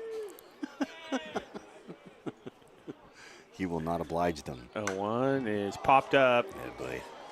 Right center field. It's going to be the center fielder ranging over to his left. He makes the catch, and that's the ball game. The West Coast Kings beat the Crabs by a score of 12-8. The Crabs still take 3 out of 5, but tough game for the Crabs here tonight. The West Coast Kings, I mean, their offense just showed up whenever they needed it. Tons of timely hits, and yeah, good game for the Kings. Yeah, I mean, the Crabs offense did pretty well. Yeah, The pitching they tied it up. had moments that were good, but the Kings just tough at bats all night. Tough at bats, Constant pressure. keeping the pitch count really high for the Crabs. Just a real heartbreaker of a loss, but you've got to tip your hat to the West Coast Kings. They played some really, really great games. It's been a real treat watching them these last couple of days. So Yeah, the Crabs were down 7-0 going into the bottom of the third. They fought back to tie it up at 8, but then the West Coast Kings were able to get 2 runs each in the 8th and 9th, and that's how it ends here in the bottom of the 9th. Kings beating the Crabs 12-8. But we will be back tomorrow, 6:30, a huge series for the Crabs. Just 2 games against the Healdsburg Fruit Packers, but you're going to want to be here at the ballpark. But if you're not going to be here at the ballpark next 2 days, you'll want to be tuning in right here, ESPN 107.3 FM, 1340 AM, and the Crabs YouTube channel. Any final thoughts, Aaron, before we head into tomorrow? Just a heartbreaker of a loss and a big mountain to climb tomorrow. The Prune Packers are a very good team. They have very good pitching, so it's going to be fascinating to see what happens. Can't wait to find out. All right, it'll be Aaron Donaldson and Brandon Dixon on the call tomorrow. Again, back tomorrow, 6:30 on behalf of Liam Warner, Aaron Donaldson, Elliot back in the studio. Thanks for watching and listening, everybody. This has been Crabs Baseball, ESPN 107.3 FM. Good night, everyone.